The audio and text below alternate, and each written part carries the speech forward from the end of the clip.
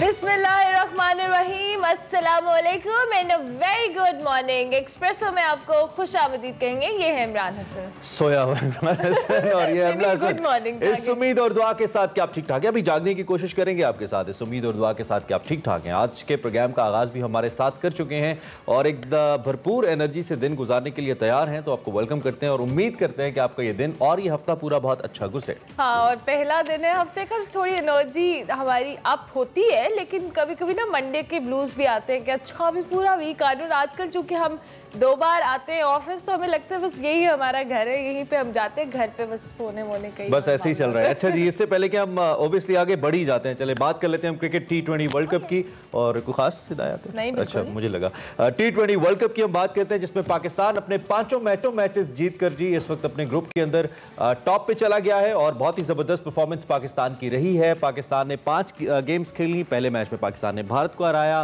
फिर पाकिस्तान ने न्यूजीलैंड को हराया, फिर इसी तरह नामीबिया, स्कॉटलैंड और पता नहीं नामीबिया, स्कॉटलैंड और एक और हम याद करने की कोशिश करते हैं और अफगानिस्तान को हराया। अफगानिस्तान को कैसे 5 गेम्स में पाकिस्तान ने जबरदस्त कामयाबी हासिल की, अनबीटन रहे। और कल तो पाकिस्तान ने बहुत ही जबरदस्त खेला।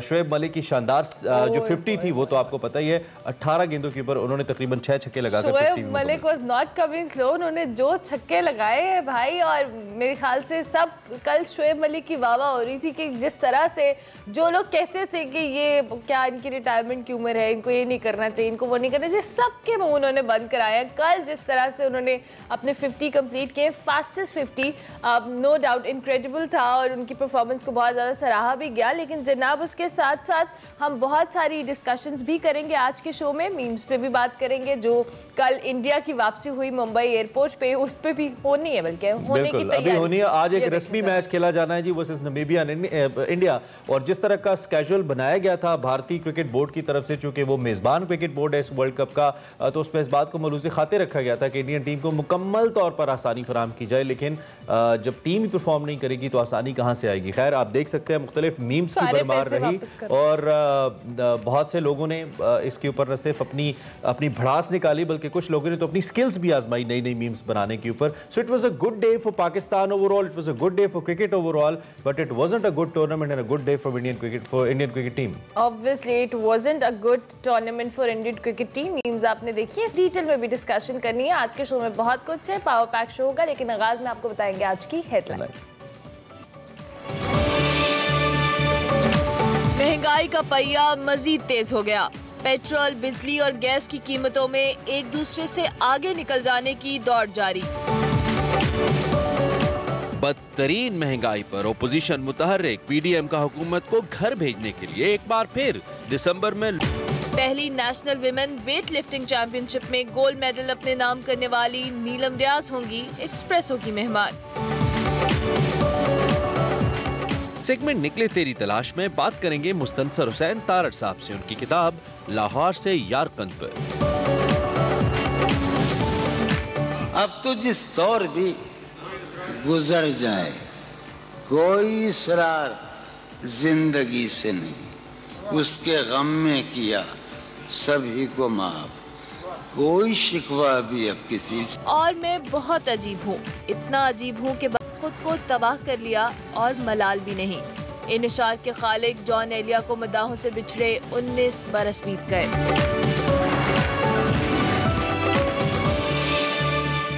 जी जनाब, हेडलाइंस आपने जानी। हेडलाइंस के साथ साथ आपको अंदाजा हो गया होगा सेगमेंट्स हैं, लेकिन आगाज में आपको बताएंगे आज की बड़ी खबर।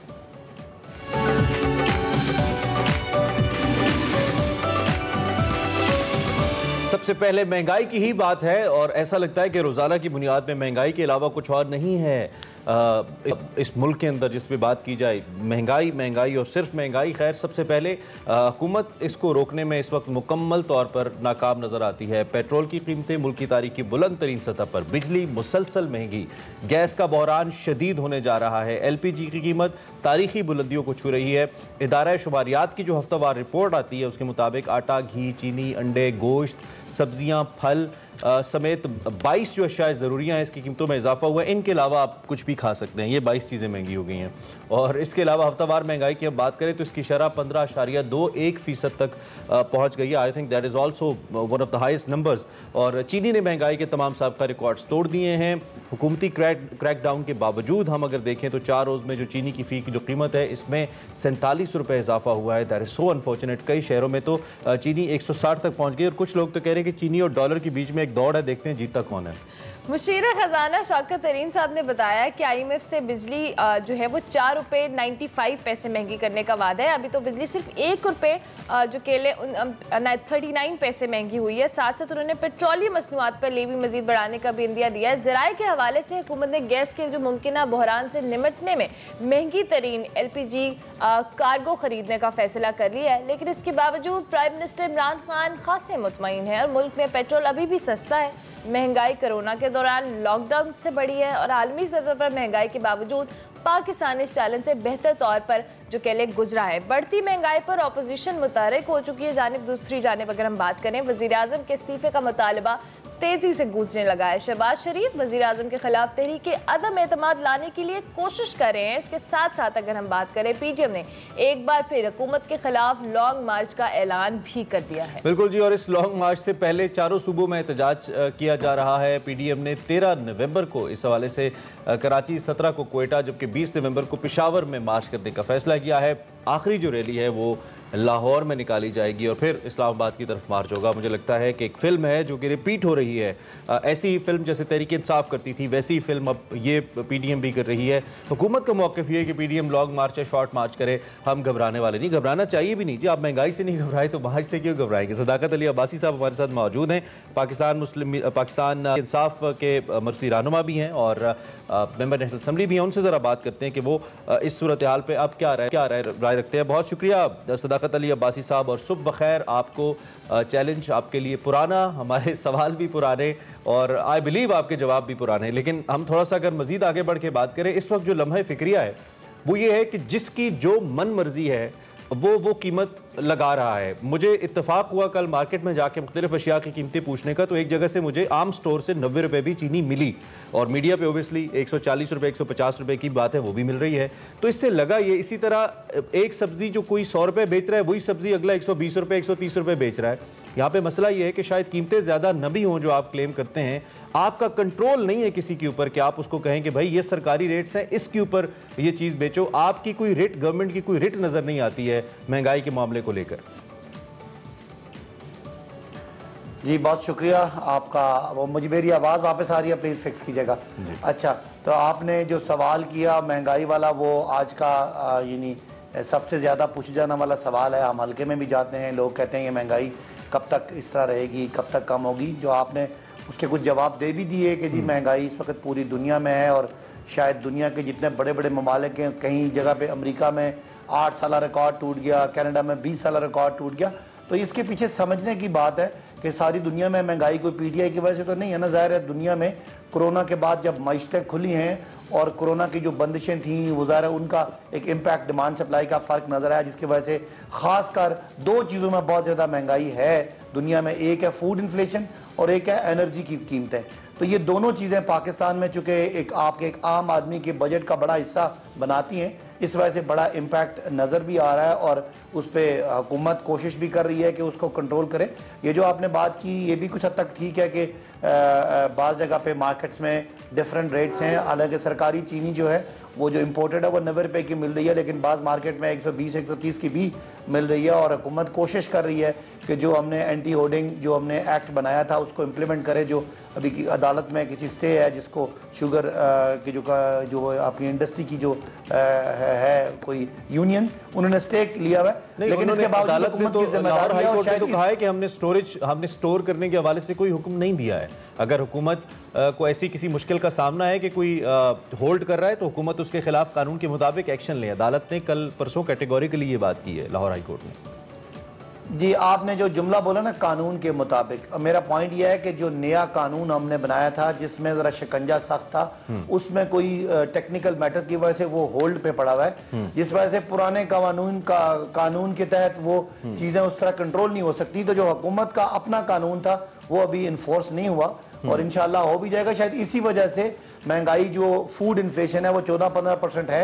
महंगाई तो कोई 9-9.5% है, लेकिन फूड इन्फ्लेशन 14, इसीलिए हुकूमत ने 30% तक जो जरूरियात जिंदगी की चीजें हैं 3 बड़ी, उनको 3% तक यानी 3 नहीं 30% तक सस्ता करने का इसीलिए प्लान है, ताकि जो आम आदमी है और जो गरीब आदमी है जिसकी भी तनख्वाह एक खास हद से कम है उसको उससे बचाया जा सके। यकीन माने ये बात डिफेंड करना मुश्किल है, लेकिन आप देख ले पूरी दुनिया में भी इस वक्त यही हालात है। हमारे बैरून मुल्क पाकिस्तानी जगह जगह से वीडियोस बना के भेज रहे हैं कि एक साल में जो चीज $2 थी अब 4 की हो गई है। हमारे यहाँ भी महंगाई हुई है और हम यही कहेंगे कि घबराना नहीं है, इंशाअल्लाह बहुत जल्दी ये कंट्रोल हो जाएगा। काफी देर से नहीं घबरा रहे सदाकत अली वासी साहब, अब बाकी थोड़ी देर तो घबराने दें, हमें घबराहट होना शुरू है, लेकिन उसके बावजूद आप लोग कहते हैं कि जी महंगाई कम हो जाएगी। चले हुकूमत की तो हम बात कर रहे हैं, महंगाई की बात कर रहे हैं, गवर्नेंस की भी बात करें, दूसरी तरफ ये जो महंगाई वाला एलिमेंट है, अब इस पे ऑपोजिशन एक बार फिर से हमें मुतहरिक नजर आ रही है। लॉन्ग मार्च का ऐलान किया, आपको लगता है कि महंगाई को जो कह ले बेस बनाकर आप ऑपोजिशन को एक भरपूर किस्म की सियासत का मौका दे रहे हैं? लेकिन जैसे आपने महंगाई के बारे में कहा कि ये हकीकत है, तो मैंने बिल्कुल इनकार नहीं किया। मैंने कहा कि महंगाई है, तकलीफ दे महंगाई है और रिकॉर्ड महंगाई है पूरी दुनिया में और हम पे भी उसका असर है। इसी तरह एक बात दूसरी भी हकीकत है कि ये अपोजिशन बेवकूफ़ है, ये डिसक्रेडिटेड है, इसका कोई मसला नहीं है अवाम के साथ, इनके अपने मसाइल हैं और अपने आप को इलेक्शन में फाल रखने के लिए ये सामने आ रहे हैं। ये भी अवाम को पता है, आजकल मीडिया और सोशल मीडिया का दौर है, लोग समझते हैं कि कितने ये मुखलिस लोग हैं। उन्होंने इससे पहले भी कितनी लॉन्ग मार्च शॉर्ट मार्च की बातें की, किसी पे अमल नहीं किया। जब उनको थोड़ी सी डील मिलती है, जिसको जितनी डील मिलती है उतना वो पीछे हट जाता है। तो बहरहाल ये अपने आप को खबरों में रखने का एक बहाना है। महंगाई हकीकत है और लेकिन महंगाई हुकूमत ने ठीक करनी है। अपोजिशन के पास महंगाई ठीक करने का अगर कोई प्लान है तो हमें बता दें। एक प्लान है जिसपे ये माइंड कर जाते हैं, वो सिर्फ ये है कि जितना पैसा लूट के बाहर रखा है वापस ले आए, पाकिस्तान के वसाइल बढ़ेंगे, पाकिस्तान की करेंसी स्ट्रांग हो जाएगी तो महंगाई कम हो जाएगी। इसके अलावा ऑपोजिशन के पास सड़कों के आने का या दूसरे किसी कोई ऐसा प्रपोजल जिससे गरीब आदमी को रिलीफ मिले वो है तो बताएं। गरीब आदमी इन चोरों के लिए क्यों निकलेगा? अच्छा सदाकत साहब, इस वक्त मैं आपको लिटरली बताऊं, कल जब मैंने आपको अपना एक्सपीरियंस बताया तो मैं अब आपकी वकालत कर रहा हूं कि मुझे जब चीनी 190, कोई वो बहुत बुरी चीनी नहीं थी, लोग कह रहे कि बहुत पाउडर टाइप की नहीं, ऐसा नहीं था, वो ठीक चीनी थी और वो 90 रुपए की मिल भी रही थी और आम स्टोर से मिल रही थी। तो मुझे बड़ी शिद्दत से इस बात का एहसास हुआ कि सिर्फ अगर आपकी एक तो लोकल गवर्नमेंट, आपने कभी वो लोकल बॉडी से इलेक्शन ही नहीं करवाया, आपकी मुतहरिक होती वो नहीं है। चले आपका जो एक एडमिनिस्ट्रेटिव सिस्टम है हमारा ज़िली और तहसील लेवल के ऊपर, अगर वही एक्टिव हो जाए और आपके जो एसीज डीसीज हैं वही इस बात को मेक श्योर करें, जो नीचे ज़िला काउंसिल्स वगैरह मौजूद हैं, कि वो मेक श्योर करें कि कोई ज़्यादा अपनी तरफ से रेट्स नहीं लगा रहा, जुर्माने करें और इस किस्म की चीज़ें भी मीडिया के ऊपर आए कि आज फलां जगह पे महंगी चीज़ बेचने पे फलां शख्स को इतना जुर्माना किया गया, इतना पकड़ा गया, स्टोर सील कर दिया गया, जो कि आप बिल्कुल नहीं कर रहे। आपकी सियासत हमें लगता है सिर्फ टीवी तक और ट्विटर तक महदूद है। मुशीरान आके सिर्फ ट्वीट करते हैं, आप आके डिफेंड करने की कोशिश करते हैं और कन्फेस भी करते हैं जी नहीं हो रहा। आप हुकूमत हैं और हुकूमत की एक मशीनरी होती है, वो मशीनरी हमें कहीं नजर नहीं आ रही, इसकी क्या वजह है सर? अच्छा इमरान, पहली तो बात है कि आपकी पॉजिटिव जर्नलिज्म पे आपको शुक्रिया कि आपने जहां महंगाई की हकीकत को बयान किया, वहां जहां पे चीनी आपको 90 या 100 रुपए की मिली, आपने उसकी भी बात की। आजकल इसकी भी बड़ी कमी है। जिस तरह आप हमें कहते हैं ना कि हम डिफेंड करने की कोशिश करते हैं, कुछ लोग हमें हर चीज़ में रगेदने की कोशिश करते हैं, तो आपने एक बैलेंस बात की और बैलेंस गुफ्तगू की, मैं उस पर आपका शुक्रिया अदा करता हूँ। तो मैं आपकी इस बैलेंस गुफ्तगू के नतीजे में इस हद तक जितनी मकामी हुकूमतें हैं, लोकल गवर्नमेंट हैं, जहाँ पे पंजाब और केपी में हमारी हुकूमत है और सिंध में पीपल्स पार्टी की हुकूमत है और बलूचिस्तान में एक हमारी कोalition गवर्नमेंट है, सबकी ये जिम्मेदारी है कि जो आपका डीसी सिस्टम है उसको फाल करें। और अगर मेरी हुकूमत पे कोई तनकीद आती है इसमें तो मैं बिल्कुल उसको डिफेंड नहीं करूंगा, लेकिन इसी लबो लहजे से आप जब पीपल्स पार्टी आती है और जब वो महंगाई पे तनकीद करती है तो आप उनको भी बताएं कि ये आप 18वीं तरमीम के बाद एडमिनिस्ट्रेशन, खुराक, प्राइस कंट्रोल, ये सूबाई मामला है और सूबाई मामले पे अगर बिजली महंगी हो तो वो हमारा मसला है, अगर पेट्रोल महंगा हो तो चलो हम जिम्मेदार हैं, लेकिन आटा, दाल, चीनी, सब्जियां, अंडे, घी महंगा हो तो ये सूबाई हुकूमतों की जिम्मेदारी है। सूबाई हुकूमतें अगर टाइम पे गंदम रिलीज करें, टाइम पे चीनी वो जो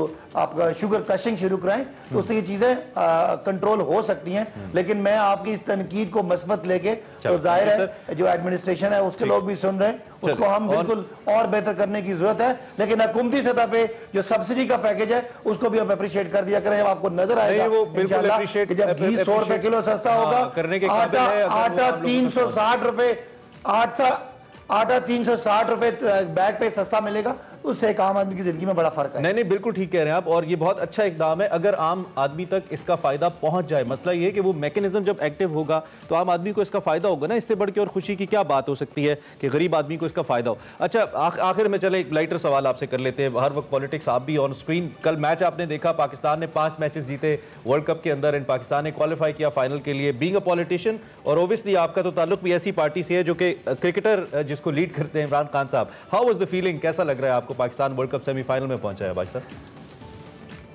देखिए, मैं तो कहूंगा कि dream come true, well done Pakistan cricket team. और जिस तरीके से और जिस एक यानी धाक बैठा के हमने खेला है, बस सब ये है कि अल्लाह ना करे हमें कोई थोड़ा सा भी हमें कोई सेटबैक मिले। 2 मैच हैं और अगर इसी तरह खेलते रहे तो इंशाल्लाह वो हम। और मैं एक और भी बात बताऊं, मेरा जो हल्का है वो सारा कश्मीर के साथ लगता है। अच्छा, हम बॉर्डर के लोग हैं, हम तो कहेंगे कि यहाँ हम हवाई फायरिंग तो नहीं करेंगे लेकिन पटाखे छोड़ेंगे और कोशिश करेंगे कि हमारे पड़ोस में जाके इसकी आवाज आए और उनको वो ठा करके लगे जो हमारी नाकामियों पे और हमारी कभी क्रिकेट को खराब करने में और हमारे पाकिस्तान से क्रिकेट को उजाड़ने में जिनकी साजिशों का हाथ है, उनको कल वापस आते हुए देख के थोड़ा सा सुकून भी मिला। लेकिन उम्मीद है कि ये खुशियां अभी 2 मंजिलें और हैं, पूरी कौम खुश होगी और इंशाल्लाह कुछ वक्त के लिए हम महंगाई को भूल भी जाएंगे। ठीक है, अल्लाह करे महंगाई को भूल जाएं। और जिस तरह से इंडिया में वापस गया, आपने क्रिकेट पे ही बात की, बहुत शुक्रिया सदाकत अली अब्बासी साहब कि आपने अर्ली इन द मॉर्निंग हमें ज्वाइन किया। और आप जिस वही ऑब्वियसली हम महंगाई के हवाले से डिस्कशन करते ही रहते हैं। हम उम्मीद यही करते हैं कि गवर्नमेंट अपनी कोशिशों को जारी रखे और ये जो महंगाई का एक एलिमेंट है इसको खत्म किया जाए और आम आदमी को एक फायदा हो सके। सदाकत अली अब्बासी साहब हमारे साथ मौजूद में, नेशनल असेंबली तहरीक इंसाफ के रिप्रेजेंटेटिव थे, हमसे बात कर रहे थे। अभी हम एक ब्रेक लेंगे, ब्रेक के बाद हाजिर होंगे। आप देखते रहिए Express. Welcome back to Express. और बात करेंगे क्रिकेट के मैदान में, जहां पाकिस्तानियों के लिए बड़ी खुशखबरी है। हम निकले ही कब थे क्रिकेट के मैदान से? नहीं, हम उधर ही तो क्रिकेट के मैदान में ही चल रहे हैं पिछले 15-20 दिनों। और रवायती हरीफ भारत में इस वक्त सफे मातम बिछ गया है। न्यूजीलैंड ने अफगानिस्तान को 8 विकेटों से शिकस्त देकर भारतीय सुरमाओं के ख्वाब चकनाचूर कर दिया। यार मैं थोड़ी वो हो रही हूँ ना। और चौथी टीम के तौर पर सेमीफाइनल के लिए क्वालिफाई कर लिया है। ग्रुप ए में इंग्लैंड और ऑस्ट्रेलिया, जबकि ग्रुप बी में पाकिस्तान और न्यूजीलैंड शामिल हैं। टूर्नामेंट के फॉर्मेट के मुताबिक 10 नवंबर को अबू धाबी में पहला सेमीफाइनल इंग्लैंड और न्यूजीलैंड के दरमियान खेला जाएगा, जबकि दूसरे सेमीफाइनल में 11 नवंबर को पाकिस्तान और ऑस्ट्रेलिया दुबई में मद्दे मुकाबिल होंगे। गुज़िश्ता रोज पाकिस्तान ने स्कॉटलैंड को 72 रन से शिकस्त दे दी और कौमी टीम वो वाहिद टीम है जिसने अपने ग्रुप के पांचों मैचेस जीते हैं। स्कॉटलैंड के खिलाफ शाहीनों ने मजीद कई रिकॉर्ड भी बनाए। विकेट कीपर और बैटर मोहम्मद रिजवान जो हैं West Indian legend Chris Gayle का रिकॉर्ड तोड़कर जो कैलेंडर के सबसे ज्यादा 1666 रन बनाकर पहले खिलाड़ी बन चुके हैं, जबकि शोएब मलिक जो है T20 इंटरनेशनल में 23 तरीन सेंचुरी बनाने वाले पहले पाकिस्तानी और वर्ल्ड कप में भी वो टॉप पे आ गए। केएल राहुल को उन्होंने बीट किया है। तो ये बड़ी ज़बरदस्त बात है, बहुत अच्छी खबरें आई। और पाकिस्तान के लिए 2 बल्कि 3 अच्छी खबरें थी कल के मैच के अंदर। Number 1, Shoaib Malik got back to the real form. वैसे तो वो अच्छा ही खेल रहे थे, लेकिन कल वो रियल शोएब मलिक हमें नजर आए। 40 ईयर्स ओल्ड बट तबाही करते हुए, जैसा ही कहती हैं तबाही। अच्छा, उसके साथ साथ शादाब ने कल विकेट्स ले ली। मुझे शादाब का भी वापस आना थोड़ा गेम के अंदर अच्छा लगा। शादाब हमारे थोड़े ऑफ कलर चल रहे थे। And Hafeez once again, Hafeez की कुछ शॉट बड़ी ही ज़बरदस्त थी और बड़े भाई का किरदार अदा कर रहे थे कल ये दोनों प्लेयर्स। और इस पे हर्षा भोगले ने लिखा भी कि this is why a family needs big brothers. So ये दोनों बड़े भाई कल पाकिस्तान के लिए बहुत अच्छा खेले। And we hope and pray कि ऑस्ट्रेलिया के खिलाफ भी, जो कि एक बहुत ज़बरदस्त साइड है, कुछ भी कर सकती है, ये दोनों प्लेयर अपने एक्सपीरियंस को इस्तेमाल करते आते हैं। बाबर आजम, रिजवान वगैरह तो हैं ही, वो तो परफॉर्म कर ही रहे हैं, लेकिन इनकी परफॉर्मेंस जो है वो भी बड़ी वाइटल हो गई है, बड़ी वाइटल हो गई है। और अब चूंकि हम नाकाबिले शिकस्त टीम बनकर आगे सेमीफाइनल्स में जा रहे हैं, और बाबर आजम के हवाले से भी आपको बता दें कि वर्ल्ड T20 के टॉप स्कोरर बन चुके हैं। ये भी रिकॉर्ड पाकिस्तान के पास आया है, और जो 450s हैं इवेंट पे बनाने वाले, वो तीसरे प्लेयर भी बन चुके हैं बाबर आजम। और ये जो आज अभी जिस तरह से कल के मैच पे जिसमें स्कॉटलैंड और पाकिस्तान की बात कर रहे थे कि हम एक्सपेक्ट यही कर रहे थे कि पाकिस्तान जीतेगा और अच्छे मार्जिन से जीतेगा, लेकिन सबसे जो इंटरेस्टिंग कल की बात थी वो ये थी कि न्यूजीलैंड और अफगानिस्तान का जब मैच हो रहा था तो सब यही सोच रहे थे कि हम क्यों इतने शौक से देख रहे हैं, लेकिन इंडियन उसको उससे भी ज्यादा शौक से देख रहे थे। कल विराट कोहली ने एक ट्वीट किया। अच्छा, मैं भूल जाता हूँ, ये फिर इंडिया की बात शुरू कर देती हाँ, तो मैंने है, मतलब जख्म हरे रखना चाहते हैं। विराट कोहली का ट्वीट देखे ना, going home tomorrow, not a good feeling, लेकिन वी फील गुड अबाउट। अच्छा, ये ऑफिशियल उससे उन्होंने किया। हाँ। यार आप विराट को लगता है फॉलो करती हैं, मैं भी फॉलो करता हूँ। हमारे साथ इस वक्त ग्रेट क्रिकेटर भी मौजूद है, आपको पता है हमारे वो क्रिकेट नॉलेज के विराट कोहली मौजूद है। मिर्जा इकबाल बेग साहब, वेलकम मिर्जा साहब, सुबह खैर। कहाँ थे आज आप? हम आपको मिस कर रहे थे। बहुत बहुत शुक्रिया। दरअसल टाइमिंग्स का ऐसा क्लैश हो गया था जिसके लिए मैं आपसे माजरत चाहता हूँ, लेकिन आप लोग मेरी प्रायोरिटी है आप लोगों का। Thank you so much sir. हमें भी आप ना हो तो फिर एहसास होता है कि कुछ कमी सी है। आज वैसे जॉन एलिया की एनिवर्सरी भी है, तो उस पर भी हमने बात करनी है, तो शायरी का माहौल चल रहा है। जबरदस्त हमारा 5वां मैच भी हो गया और बड़े अच्छे तरीके से हम माशाल्लाह क्वालिफाई कर गए, बड़े बाइज्जत तरीके से सेमीफाइनल्स के लिए। सबसे पहले तो आपकी क्या फील है इस टीम मोमेंटम को लेकर, कैसे देख रहे हैं आप? देखिए, ये बड़ी खुशाइन बात है। इमरान एक ऐसी टीम और जिसने के जो जिम्बाब्वे से हारी, जिम्बाब्वे में साउथ अफ्रीका से हारी, साउथ अफ्रीका में जो इंग्लैंड से हारी, इंग्लैंड में बुरी तरीके से जो वेस्ट इंडीज में हारी, अब वो टीम एक मुख्तलिफ रूप पे सामने आ रही है और मैं समझता हूँ ये पाकिस्तान क्रिकेट के लिए बड़ी खुशाइन बात है। लेकिन 5 मैचेस ऑन अ ट्रॉट जीतने के बाद हमें किसी खुशफहमी का शिकार नहीं होना चाहिए, क्योंकि ऑस्ट्रेलिया की टीम ज़हनी तौर पर बड़ी मजबूत टीम है और टफ अपोनेंट है। अगर आप माजी के रिकॉर्ड उठाकर देखें, ऑस्ट्रेलिया के खिलाफ आईसीसी इवेंट में हमारी टीम अंडर प्रेशर रही है, चाहे वो 1980 के वर्ल्ड कप का सेमीफाइनल हो लाहौर में, चाहे वो 1999 के वर्ल्ड कप का फाइनल हो लॉर्ड्स लंदन में, चाहे वो 2010 के T20 वर्ल्ड कप का सेमीफाइनल हो, सईद अजमल याद आ जाते, चाहे वो 2015 के वर्ल्ड कप का क्वार्टर फाइनल हो। तो ऑस्ट्रेलिया हमेशा आईसीसी नॉकआउट इवेंट्स में पाकिस्तान के लिए बड़ी एक टफ अपोनेंट बनी है। तो मैं समझता हूं रिलैक्स नहीं होना चाहिए। ऑस्ट्रेलिया के अगेंस्ट हमें बिल्कुल अपनी तमाम तर 100% सलाहियतों को बरूए कार लाना चाहिए। कल स्कॉटलैंड के खिलाफ हम थोड़े से अरमला रिलैक्स नजर आए। और इमरान, आपकी तो नॉलेज है ही माशाल्लाह से, आप होमवर्क करके आते हैं, लेकिन खुशी है कि हरमल्ला भी अब पढ़ के आती है बहुत, और विराट कोहली के ट्वीट को भी ये जो है वो ये जब तक पाकिस्तान जीतता रहेगा ना, ये इतनी कंसर्न रहेगी। हाँ, मेरा एंथुसियाज्म ये उन तमाशाइयों में से जो कहते हैं पाकिस्तानी टीम जीतती रहे, हारे ना मैच कोई। अच्छा मिर्जा साहब, आपने मैच कल हम बात तो करें, लेकिन कल highlight of the match Shoaib Malik थे, जिनकी परफॉर्मेंस बड़ी शानदार रही और जो उन्होंने जितनी भी लोगों ने उनके बारे में कयास राइयां की थी कि अब इनको रिटायर हो जाना चाहिए, इनको टीम में नहीं होना चाहिए, इनकी सिलेक्शन पे बड़े सवालात उठ रहे थे, तो कल उन सबके मुंह बंद कराए शोएब मलिक ने अपनी परफॉर्मेंस के साथ। बिल्कुल अरमला, शोएब मलिक ने लैपटॉप चीफ सिलेक्टर को भी ये याद दिलाया कि उनमें अभी क्रिकेट बाकी है, और जिस तरीके से उन्होंने 18 गेंदों पर लिस्ट सेंचुरी बनाई, 58 रन स्कोर किए, 1 चौका, 6 छक्के और 13 सेंचुरी T20 वर्ल्ड कप की, और उनकी अहलिया और उनका बेटा अजान जो 3 साल का हो गया वो भी वहां बैठा हुआ देख रहा था। और दिलचस्प बात यह है, इमरान और अरमला, ये वही मैदान है, मैंने पहला मैच कवर किया था 14 अक्टूबर 1999 को इसी शारजा क्रिकेट स्टेडियम में। शोएब मलिक ने अपने वनडे इंटरनेशनल क्रिकेट कैरियर का आगाज किया था अगेंस्ट वेस्ट इंडीज। उस वक्त वो एज एन आए थे और उसी मैदान पर अब अपने कैरियर के ट्वाइलाइट पर है। 1 फरवरी 1982 को पैदा हुए, 39 साल उम्र है, अगले बरस 40 साल के हो जाएंगे। उन्होंने उसी मैदान पर प्रूव किया कि वो उनमें अभी क्रिकेट बाकी है, उनकी फिटनेस, उनका तजुर्बा पाकिस्तानी टीम के काम आ रहा है। जी मिर्जा साहब, ये जो आप कह रहे हैं कि हम थोड़े से रिलैक्स नजर आए, अगर relaxation for the sake of relaxation थी बिकॉज ऑफ लिटिल हल्की टीम आई मस्ट से, फिर तो ठीक है। कहीं ना कहीं आपको कोई प्लेयर्स के वाले से कोई थकावट कौनसर तो नजर नहीं आया कि 5 मैच खेलने के बाद कोई थकावट कौनसर हो रहा हो, या ऐसी कोई फील आई आपको? ऐसा तो कुछ नहीं था।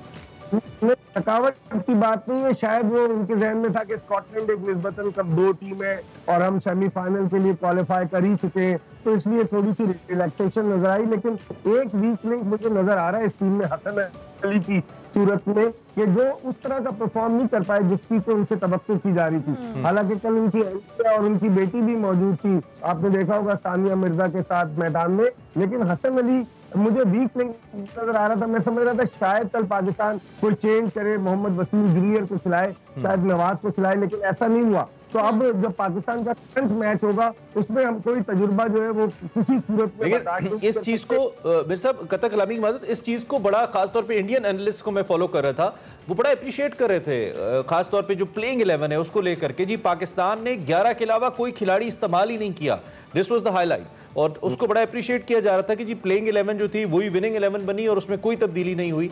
तो was it a sensible approach अभी तक, या फिर एक का तजर्बा कर लेना चाहिए था बाबर को पहले?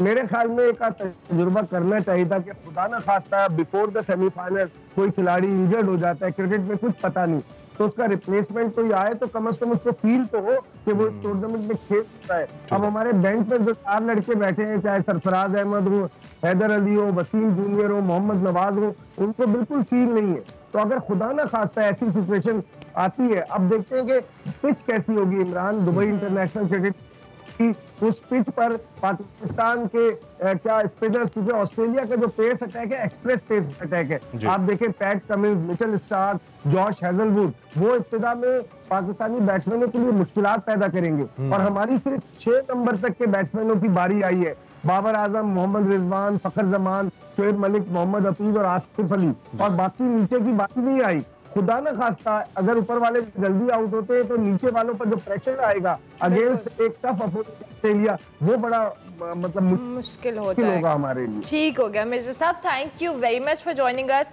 आप शाम को इंशाल्लाह आपसे फिर मुलाकात होगी और आपके तजिए से फिर हम लुत्फानंदोज हो गए, क्योंकि आप बहुत मज़ेदार और बड़े लाइवली तजिए देते हैं। मिर्ज़ा इकबाल बेग हमारे साथ मौजूद थे। पाकिस्तान के जो सेमीफाइनल है जिसमें पाकिस्तान ऑस्ट्रेलिया के अगेंस्ट खेलेगा उसके हवाले से भी बता रहे थे। अभी हम एक ब्रेक लेंगे, ब्रेक के बाद हाजिर होंगे। आप देखते रहिए Expresso. Welcome back to Expresso. अब हम आपकी मुलाकात, जैसे इमरान कहते हैं, एक्सप्रेसो हीरो से करवाने वाले हैं। पाकिस्तानी नौजवानों के अज़्म हौसले आसमानों से बातें करते हैं। बहुत से काबिल तारीफ पाकिस्तानियों ने पूरी दुनिया में पाकिस्तान का नाम रोशन किया है। इसी में Pakistan institute of engineering and applied sciences के तलबा ने scientific and technological research council of Turkey के ज़ेर तमाम टेक्नोफेस्ट 21 की तकरीब में शिरकत की और बगैर पायलट तैयारा बनाने के मुकाबले में 84 ममालिक को शिकस्त देकर मुकाबला अपने नाम किया। और इस मुकाबले में जिन तलबा ने शिरकत की वो इस वक्त हमारे साथ मौजूद। बिल्कुल, हमारे साथ अब्दुल्ला बाजवा मौजूद है, उज़ैफा यूसुफ मौजूद है और हिरा गिलानी मौजूद है। इनके रिस्पेक्टिव रोल्स की बात करते हैं, इन तीनों ब्रिलियंट स्टूडेंट्स से कि इनका क्या रोल रहा इस प्रोजेक्ट को लेकर, एंड विद दैट ऐसा क्या था जिसने इनको मुनफरिद बनाया और ये कामयाब हुए इस प्रोजेक्ट में internationally. Thank you very much to all of you, Abdullah, Uzaifa and Hira, and thanks a lot for joining us early in the morning.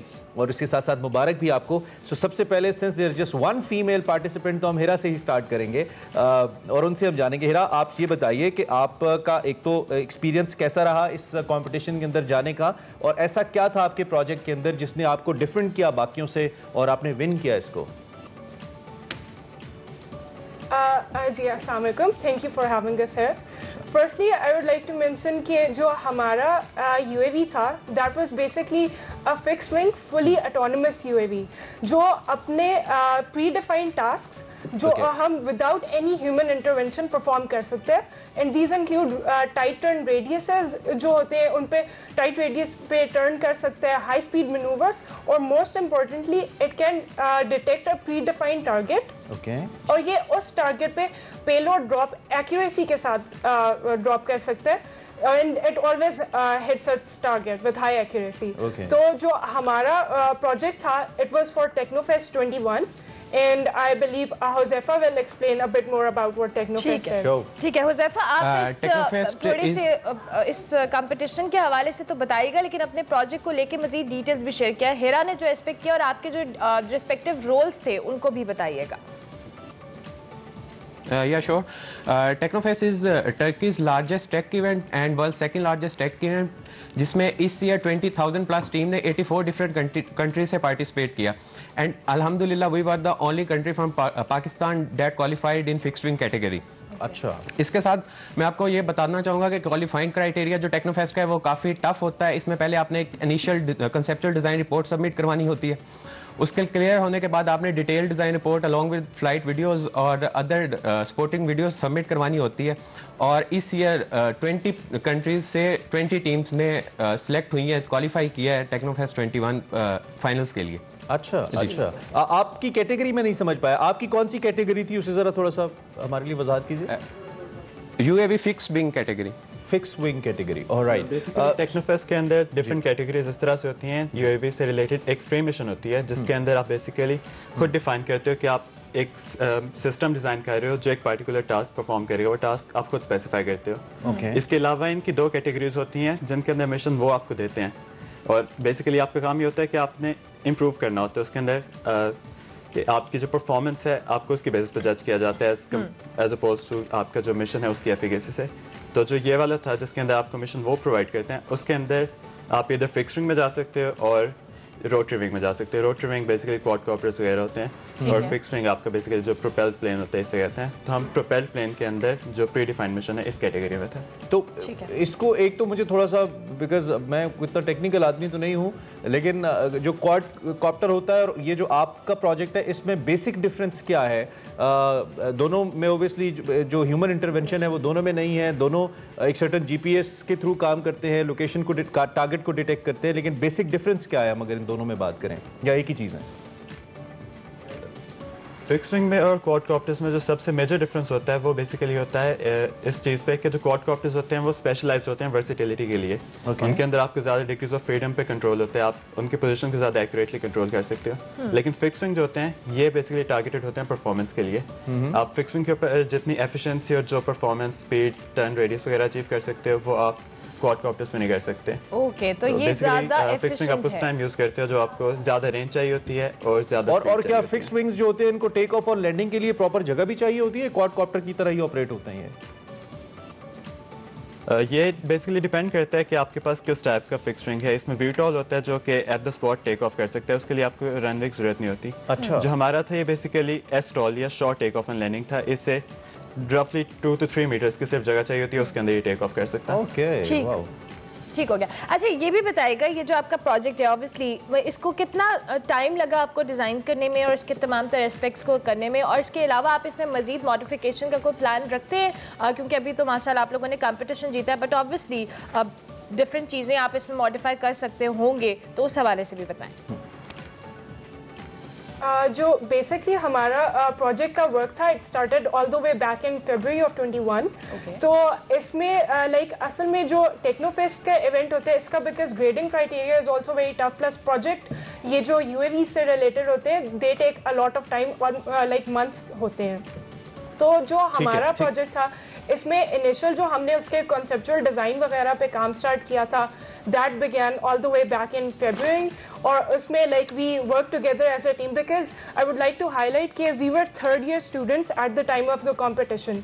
तो ये जो UAV से रिलेटेड स्टडीज़ वगैरह होती है एकेडमिक लेवल पे these weren't covered by that time। अच्छा। तो वी जस्ट ग्रुप टुगेदर और हमने इस पे खुद स्टडी वगैरह स्टार्ट की थी। वी डिस्कस मल्टीपल पैरामीटर्स जो होते हैं जिनको आप चेंज करके that impact the flight and stability of a UAV। जैसे आपने उसके हाई विंग प्लेसमेंट करनी है या लो विंग करनी है, बूम्स कितने रखने हैं, ट्विन बूम हो गया, डबल बूम हो गया, विंग प्लेटफॉर्म्स होते हैं, जैसे हमारा डबल टैपर था। अच्छा। तो ये सारे डिसीजंस हमने बेसिक इनिशियली हमने लिए थे। उसके बाद like in April we started working on detail design जिसमें हम फाइनल उसकी डायमेंशनिंग और वेट वगैरह हर चीज़ फाइनल कर रहे होते हैं। That took us about 2 to 3 months, जिसके बाद we were finally able to shoot the flight video और हमारी सक्सेसफुल फ्लाइट्स रही और we submitted all the required deliverables जिनकी बेसिस पे we finally were able to qualify for the finals। That's brilliant। ये जो आप दिखा ना कि हमने, के बारे में मैं ये बताना चाहूँगा कि प्लीज जो UAV का सबसे बड़ा ड्रॉबैक्स यही है कि ये इनको बैटरी चाहिए होती है और उसकी टाइमिंग कम होती है, फ्लाइट टाइम कम होता है। ठीक है। तो फ्यूचर एस्पेक्ट में हम इसे इस तरह से डील कर रहे हैं कि एक सोलर प्लेन तैयार करें, और सोलर प्लेन अगर हम यूज़ करते हैं तो हम फ्लाइट टाइम ऑलमोस्ट 15 आवर्स तक इंक्रीज कर सकते हैं, जो कि सर्वेलेंस के लिए बहुत ज़्यादा इंपॉर्टेंस है, बॉर्डर सर्वेलेंस के लिए और मिलिट्री एप्लीकेशन के लिए बहुत ज़्यादा इंपॉर्टेंट है। तो इसके लिहाज से आप एक नेशनल सर्विस भी बहुत ज़बरदस्त करेंगे, and we have a trust, we believe you कि आप ये करेंगे इंशाल्लाह और आप कर पाएंगे। You guys are brilliant, thank you very much, आप हमारे साथ मौजूद हैं। Wish you all the best for your next projects. हमारे शो में आते रहिएगा आप जब भी कुछ नया करें। This is always you are always welcome here. बहुत शुक्रिया Abdullah, Uzaifa and Hira for joining us Inn Express. And हमारे साथ मौजूद थे स्टूडेंट्स, अभी हम इनसे बात भी कर रहे थे। अभी हम एक ब्रेक लेंगे, ब्रेक के बाद हाजिर होंगे। आप देखते रहिए एक्सप्रेस। मैं बहुत अजीब हूँ, इतना अजीब हूँ कि बस खुद को तबाह कर लिया और मलाल भी नहीं। इन अशार के खालिक जॉन एलिया को मदाहों से बिछड़े आज 19 बरस बीत कर होने वाली है तुम मेरी आखिरी मोहब्बत हो। जॉन को हमारा सलाम, बहुत ही कमाल के शायर, अल्लाह उनको गरीक रहमत करे। आमीन। इसके साथ साथ जी शो में आगे बढ़ेंगे और अभी अब बारी हमारे सेगमेंट देसी फूड की, जिसमें शायरी के बाद खाना खा लें। हाँ, खाना खिलाएंगे आपको। देसी मुर्गी खिला रही है फरियाद। तो देखते हैं आज का देसी फूड।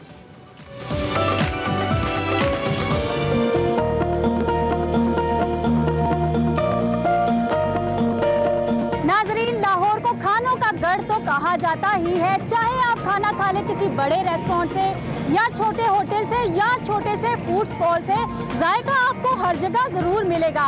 नाजरीन, आज मैं आई हूँ गवाल मंडी पे, जहाँ पर है कासिम देसी मुर्ग वाले। ये 65 साल से यहाँ पर देसी मुर्ग का सालन बना रहे हैं। चले आए चलकर लोगों से पूछते हैं उनको इनके सालन की खास बात क्या लगती है और ये देसी मुर्ग का सालन बनाते कैसे हैं।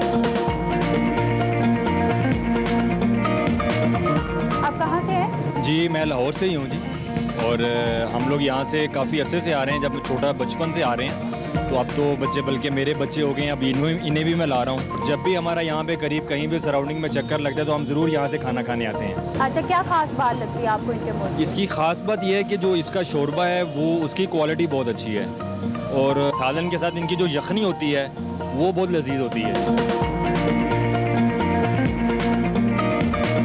क्या खास बात लगती है इनके मुर्ग? इसका ये सर्दियों में ये यखनी होती है ना साथ, तो ये अच्छी लगती है, और देसी मुर्ग है इसका। अच्छा, कहीं और से भी आपने मुर्ग खाया होगा और यहाँ से देसी मुर्ग खाया, तो टेस्ट का क्या डिफरेंस लगा आपको? जी टेस्ट बहुत अच्छा है इनका ना। आपको टेस्ट कैसा लगा यहाँ का? अच्छा है, टेस्ट इनका सेम ही होता है। 4 साल पहले जैसा खाया था आज भी वैसा ही है। आप यहाँ पर ज़्यादातर सर्दियों में आती हैं खाने के लिए या गर्मियों में? नहीं, ज़्यादातर सर्दियों में ही खाते हैं, क्योंकि इससे जिस्म में थोड़ी सी फिटनेस आ जाती है, फ्लू वगैरह नहीं होता। अगर कोई जैसे कि सर में दर्द हो रही हो, ब्लड प्रेशर लो वगैरह हो, ये खाने से ना बिल्कुल नॉर्मल हो जाता है। आप कहाँ से हैं? मैं लाहौर गुलशरावी से। अच्छा, तो कब से आ रहे हैं यहाँ से खाने? मैं तो तकरीबन से कोई आ रहा हूँ कोई 20-25 साल से। अच्छा, तो देसी मुर्ग का आपको टेस्ट कैसा लगा? बहुत डिफरेंट टेस्ट है। सबसे पहली बात ये है कि ये जो म्यार है ना, इनका जो स्टाइल है, जो तरीकाकार है, ये मेरा ख्याल है कि लाहौर में और कहीं नहीं है। अच्छा, आपको क्या खास बात लगती है इनके मुर्ग की? बस ये कि इसको खा के बोझ नहीं फील होता, हल्का हल्का होता है।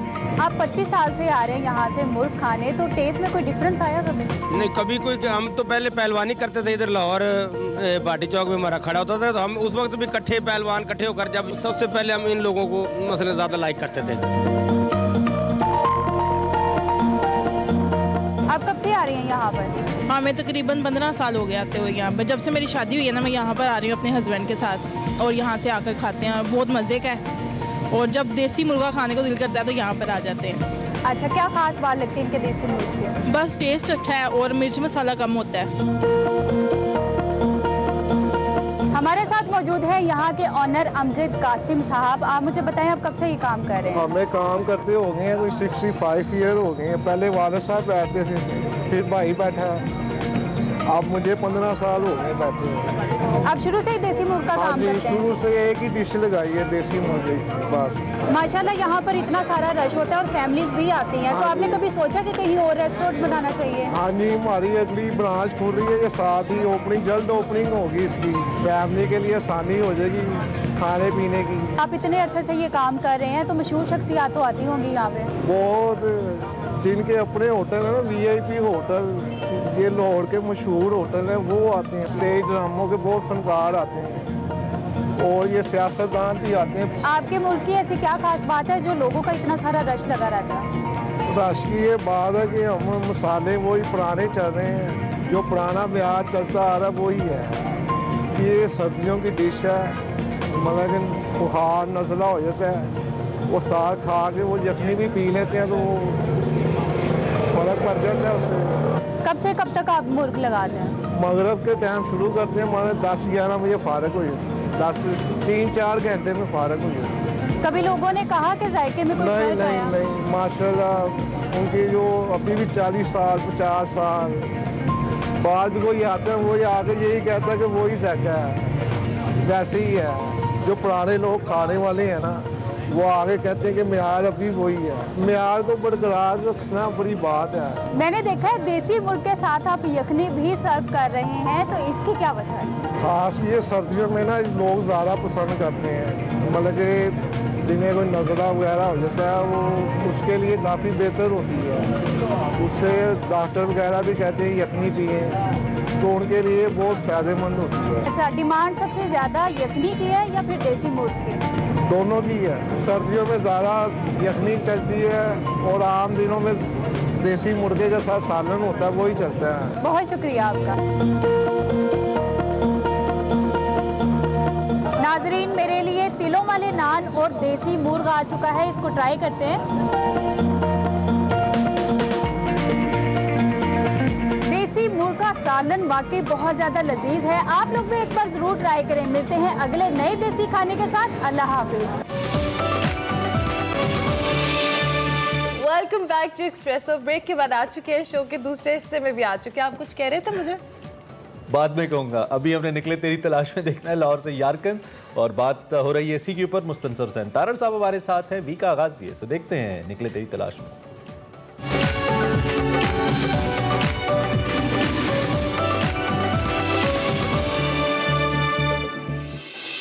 अस्सलाम वालेकुम नाज़रीन, आप देख रहे हैं निकले तेरी तलाश में और मैं हूँ वकार अहमद। अहमद नदीम कासमी साहब का एक बड़े खूबसूरत शेर है ना कि इस ज़माने में तो हर फ़न का निशान पत्थर है, हाथ पत्थर है तेरे, मेरी ज़ुबां पत्थर है, रेत से बुत न बना है मेरे अच्छे फ़नकार। और मालूम नहीं ये मिस्टेक पढ़ते हुए और फिर लाहौर से यारकन तारड़ साहब की जो किताब है वो पढ़ते हुए मुझे ऐसा क्यों लगा जैसे अहमद नदीम कासमी तारड़ साहब से मुखातिब है, और वहाँ पे तकला मकान के जो रेत है और सराय गोभी, उस रेत से जो खूबसूरत बुत बनाए हैं तारड़ साहब ने अपनी किताब लाहौर से यारकन में, शायद उन्हीं को कह रहे हूँ। बहरहाल लाहौर से यारकन पर हमारी गुफ्तगू का सिलसिला जारी है। गुज़श्ता जो किस्त थी लाहौर से यारकन पर, उसमें तारड़ साहब ने बताया था कैसे वो रमची पहुँचे, कैसे उनको वो छोटा सा एक न्यूयॉर्क नज़र आया, ओयर गोर और हान इनके बारे में मुफस्सल गुफ्तगू हुई थी। और तारड़ साहब का जो सफ़र है एक्चुअली वहाँ से स्टार्ट हुआ था उरुमची में जाने के बाद, और उसके बाद हमारी जो गुफ्तगू है मज़ीद उसका सिलसिला जो है वो आगे बढ़ाते हैं। तारड़ साहब, आप ये बताइए कि जो हान और ओयर गोर के बारे में आपने गुज़श्ता किस्त में काफ़ी डिटेल में बताया है, तो इनके अंदर जो नस्ली सकाफ़ती तफावत मौजूद है, और हान जो है उनके बारे में आपने लिखा है कि ओयर गोर की जो खुराक है उसके वो रसिया हैं। अच्छा, अब मेरा बेसिकली सवाल ये है कि जो हमारी खुराक है यहाँ पे, क्या हमारी खुराक के साथ यानी मुमासलत है ओयर गोर खुराक की, क्योंकि वस्ती एशिया के जो असरात हैं वो तो हम पे हैं और बहुत वाज़े नज़र आते हैं। तो एक तो उस खुराक के बारे में बताइए कि वो बाकी चीन से इस कदर डिफरेंट क्यों है, मुख्तलिफ क्यों है, और हान जो है वो उसको क्यों इतना ज़्यादा पसंद करते हैं, वो बुनियादी तौर पे खुराक क्या है जो ओयर गोर इस्तेमाल करते हैं? अच्छा, एक मैं अर्ज़ कर दूँ वकार जी कि मेरे लिए आज तक मैंने जितने भी मुल्क ट्रैवल किए हैं, जहाँ जहाँ भी गया हूँ, किसी हद तक अलास्का के बारे में मैं कह सकता हूँ, लेकिन सिंकियांग जैसा अमेजिंग इलाका मैंने पहले कभी नहीं देखा। और उसकी एक बेसिक वजह यह है कि हम बहुत इग्नोरेंट हैं, और हमारे यहाँ एक टनल विजन है मुसलमानी का, और उस टनल में हमें ईरान थोड़ा बहुत नज़र आता है, इराक, सीरिया, तुर्की नज़र आता है, सऊदी अरबिया बहुत ज़्यादा नज़र आता है, इसके बाद ख़त्म। हमने कभी गौर नहीं किया कि दुनिया का सबसे बड़ा मुल्क जो है इंडोनेशिया, उसके बारे में कोई इल्म नहीं है, उनके साथ कोई रवाबित ऐसे नहीं है, और भी जो मलेशिया वगैरह है। इसी तरह हमें कतई तौर पे इल्म नहीं है कि यहाँ हिंद मुस्लिम तहजीब के सोते जहाँ से फूटे हैं वो सेंट्रल एशिया है जी, और सारा कुछ उधर से आया, बुखारा से, समरकंद से, खुराक आई है, शायरी आई है। मतलब कि आप देखें ना कि सारी उर्दू शायरी मुस्तारशुदा ही है ना, ईरानी गज़ल वगैरह, बाकी भी सारा कुछ। तो वो मुझे नहीं पता था, मेरा भी वही टनल विजन था। लेकिन जब मैं वहाँ पे गया हूँ और आहिस्ता आहिस्ता वाकिफ़ हुआ हूँ, तो फिर मुझे भी अपने आप के ऊपर बहुत शर्मिंदगी हुई कि आखिर हमें पाकिस्तान में क्यों इन इलाकों के बारे में नहीं पढ़ाया जाता। तो खुराक की आपने बात की, तो खुराक का ओरिजिन जो है, पुलाव जो है, वो सेंट्रल एशिया और ख़ास तौर पे यानी सिंकियांग जो है, जिसको चीनी तुर्कस्तान भी कहा जाता था किसी ज़माने में, तो वो टिपिकल किस्म का उनका होता है पुलाव, बड़ा हैवी होता है और रिच होता है और बहुत ही शौक से खाते हैं, तिक्के कबाब और वैरायटी बहुत ज़्यादा है। वहाँ पे उर्मची में एक खुराक की मार्केट होती है, रात को लगती है, और वहाँ जो कुछ मैंने वैरायटी देखी सूप्स की और मुख्तलिफ गोश्तों की, और जिस तरह भुने जा रहे हैं, जिस तरह दम पुख्त किए जा रहे हैं, और मैं हैरत था कि भाई ये खुराक इतनी खाते हैं और इसके बावजूद इतने फिट है। यानी ये आपके ज़हन में सवाल आएगा ना। सही बात। और वो इसलिए कि भाई देखे ना, हमारा जो पागामा है वो खद्दें खाता है और सजीवाए खाता है और उसके बाद थड़े पे बैठ के गप्पें लगाता है। गुजरांवाला का साहब जो है वो भी सारा कुछ ये सीरी पाए खाता है, बाकी कीता है, एक्सरसाइज नहीं है। वो लोग मेहनत बहुत करते, इगोर बहुत मेहनती है, मैंने उनको देखा, मतलब खेतों में भी काम करते हुए, बाकी भी, चुनांचे अच्छी खुराक खाते हैं। और खुराक का तो कोई जवाब ही नहीं। मतलब नान वहाँ से आया, अच्छा, और दुकानें लगी हुई हैं ख़ास तौर पे काशगर वगैरह में, और वहाँ पे खातों में पीछे तनूर है, और तनूर से ताज़ा को मेरा ख्याल 15-20 किस्म के नान जो है मुख्तलिफ, वो आपके अवेलेबल है। और इतने अच्छे उनका, पता नहीं आटा अच्छा होता है क्या होता है, कि मुझे अब तक याद है कि हम पता नहीं कहाँ जा रहे थे, तो ट्रैफिक पे रुकी गाड़ी हमारी, तो साथ ही कोई तनूर था, उसमें से ऐसी ज़बरदस्त खुशबू आई कि जब दिमाग घूम गया। तो मैंने ड्राइवर से कहा वो जाके 2 नान ले आए, वो हमने सूखे खा लिए। वो इतनी मज़ेदार खुराक है हमारी खुराक। ज़ाहिर है कि मैं अपनी खुराक का भी रसिया हूँ, लेकिन हम ज़्यादा चटखारेदार जो है ना, वहाँ पे फिर आपको मिर्च नहीं मिलेगी, आपको कोई और मसाले नहीं मिलेंगे, प्योर मिलेगा। और शौकीन इतने हैं कि मतलब उर्मची में हम गए एक रेस्टोरेंट में, तो वहाँ बड़ी बनी ठनी खातून वो खड़ी हुई हैं, साफ़ सुथरी, और 2 बेच के पड़े हुए हैं। हम अंदर दाखिल हुए तो उसने कहा जी 1 मिनट। उसने छोटा सा नान दिया, छोटी सी प्याली दी, उसमें से शोरबा सा था वो, कि आप ये टेस्ट करके अंदर जाइए। हमने टेस्ट किया, वो बहुत ही मज़ेदार। तो हमने कहा कि भाई ये है क्या? कहने लगे जी ये ऊँट के पाए।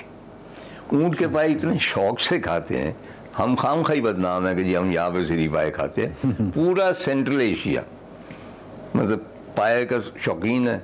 और एक जगह मैंने देखा कि बड़ी स्मार्ट एक इगोर खातून है, मॉडल लग रही थी, इतनी स्मार्ट और ख़ूबसूरत। वो अपने स्कूटर से, इलेक्ट्रिक स्कूटर से उतरी है, और वहाँ पे जो स्टॉल है वहाँ पे इतना बड़ा गाय का सर है, तो उसकी कीमत पूछ रही है, और वो वहाँ से यहाँ से थोड़ा लेके उसको चिखाता भी है। वो आपको देते हैं कि आप चख के देखें कि इसका जायका कैसा है। तो उसने चखा, उसको पसंद आया, उसने पूरा सर जो है वो पैक करा के अपने पीछे रखा और चली गई। ज़ाहिर खुद ही खाएगी। तो बहुत ज़्यादा वैरायटी वहाँ पे खुराक की। ज़बरदस्त। ताहिर साहब, आप सिंकियांग मेडिकल यूनिवर्सिटी गए, और मेडिकल यूनिवर्सिटी सिंकियांग में बहुत सारे पाकिस्तानी बच्चे पढ़ते हैं, और वहाँ पे आपका एक तो इस्तकबाल उन्होंने बहुत ही ज़बरदस्त किया। सिंकियांग मेडिकल यूनिवर्सिटी बहुत ही मशहूर है, यानी पाकिस्तान के अंदर भी सिंकियांग मेडिकल यूनिवर्सिटी का नाम लिया जाता है। सिंकियांग मेडिकल यूनिवर्सिटी में एक तो आपका विज़िट कैसा था, वहाँ पे पाकिस्तानी बच्चों से आपकी मुलाकात हुई, वो कैसी रही? और इस पर डेफिनेटली आपने एक तफसीली बाब लिखा है, लेकिन मैं चाहता हूँ कि इस प्रोग्राम में भी आप थोड़ा सा बता दें कि सिंकियांग मेडिकल यूनिवर्सिटी का जो विज़िट था वो आपका कैसा रहा? ये दोनों जो थे ये बहुत ही मुझे मुतासर करने वाले दौरे थे। एक तो मेडिकल यूनिवर्सिटी बहुत बड़ी यूनिवर्सिटी, और हमारे कई मेडिकल कॉलेजेस से बहुत बड़ी और इफ़ेक्टिव और मॉडर्न मैंने, और जो सफाई सुथराई है वहाँ, और दर्जनों के हिसाब से पाकिस्तानी लड़के लड़कियाँ वहाँ पे मतलब एक तालीम हासिल करते हैं। और बिलाशुबा सब ने तौसीफ़ की वहाँ पे कि भाई यहाँ पे जो सिस्टम है, जिस तरह लोग हैं आपस में, कोई, मैंने कहा कि कोई नस्ली आपको मसला, होने का जी बिल्कुल कोई नस्ली मसला नहीं है, बल्कि 1-2 लड़कों को वो लड़कियाँ छेड़ रही थी कि तार साहब इनसे पूछिए उन्होंने वहाँ पे मंगनी करवा ली थी, वो वहीं ठहरना चाहते थे, वो मतलब इश्क की बात है ना। तो जो मुझे सबसे यादगार चीज़ लगी कि मैंने देखा कि वो जितने भी लड़के लड़कियाँ थी दर्जनों के हिसाब से, तो सब बहुत ही बने ठहने थे, बड़े बेहतरीन कपड़े उन्होंने पहने हुए, और ख़ास तौर पे मेरी बेगम के गिर्द हो गई ख़वातीन लड़कियां जो थी, तो वो कहने की जी हम एक अरसे से पाकिस्तान नहीं गई और आप दोनों आए हैं, तो हमें लगा कि हमारे पेरेंट्स हमें मिलने आ गए। और हमने पूरा एक हफ्ता हम प्लानिंग करते रहे कि हमने क्या कपड़े आपके इस्तकबाल के लिए पहनने। तो वो बच्चों की तरह ही थे, लेकिन उनके अंदर उदासी तो थी वतन से दूरी की।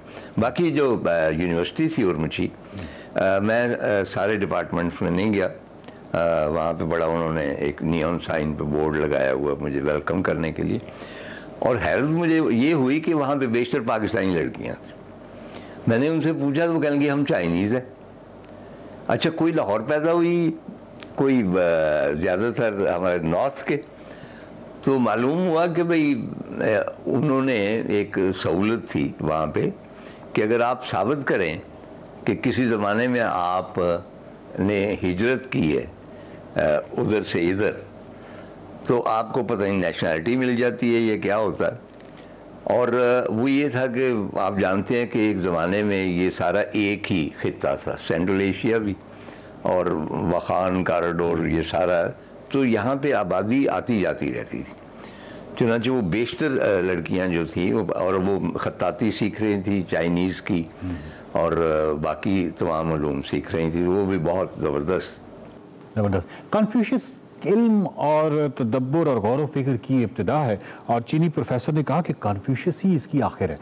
तो आपने लिखा है कि आपने एक चीनी दानिश्वर से पूछा कि क्या आप कन्फ्यूशियस को खुदा मानते हैं, तो उसने जवाब दिया कि हरगिज़ नहीं, हम तो सिर्फ उसे दानिश का आगाज़ समझते हैं। तो तार साहब, कन्फ्यूशियस और चीनियों की उनसे मोहब्बत के वाले से थोड़ा सा बताइए।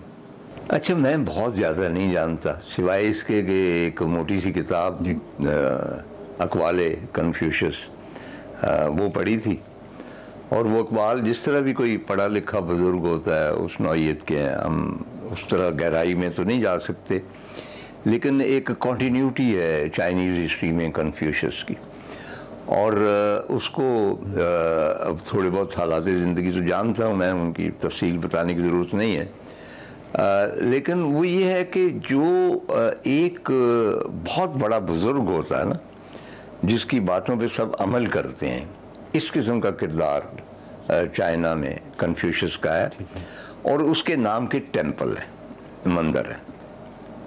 चुनांचे ये जो थी, इसने मुझे बताया था जॉय कि फ़लाँ तारीख को मैंने अपनी पता नहीं भांजी है या भतीजी है, उसको लेके जाना है कन्फ्यूशियस के टेम्पल में। तो मैंने कहा कि आप उसको खुदा मानते हैं, तो इसलिए कहने की नहीं, बुजुर्ग, हम उसको एक बहुत बड़ा इल्म रखने वाला शख्स, जो हमसे बेहतर इल्म रखता था, तो हम अपने बच्चों को लेके जाते हैं। जिस तरह आप होता है ना कि शादी के बाद आप किसी मज़ार पे हाज़िरी देते हैं या बच्चों को लेके जाते हैं, कुछ इस नौइयत का, ताकि उनके अंदर इल्म की जो है ख्वाहिश वो तेज़ हो, और वो अपना कन्फ्यूशियस को सामने रख के उनका जी चाहे कि हम भी इस आदमी के अक़वाल पर अमल कर सकें और इसकी राह पर चल सकें। अच्छा, कन्फ्यूशियस मतलब है कि अंदर बाहर रहता है, अंदर बाहर से मुराद ये है कि मुख्तलिफ अदवार में वो मतलब कि जद में आ जाता है। चुनांचे जब कल्चरल रेवोल्यूशन हुआ, जिसमें बहुत सारा नुकसान भी हुआ, हिस्टोरिकल बिल्डिंग्स का भी और बाकी भी, तो उसमें कन्फ्यूशियस साहब भी आ गए उसी जद में, उनके मंदिर जो मस्मार किए गए, बाकी जो भी बिल्डिंगें की गई। इसी तरह मुझे याद है कि वियतनाम में जो कन्फ्यूशियस का टेम्पल था, मैं वहाँ पे गया, तो वहाँ भी मालूम हुआ कि कन्फ्यूशियस साहब ज़ेरे अताब आए रहे हैं, कुछ 30-40 साल इनके तमाम मुजस्मे नीचे चले गए। फिर वो डिसाइड हुआ कि नहीं, यानी ये कन्फ्यूशियस सिर्फ चाइना का नहीं है, ये पूरे खित्ते का एक राहबर आप समझ लें, इल्मी।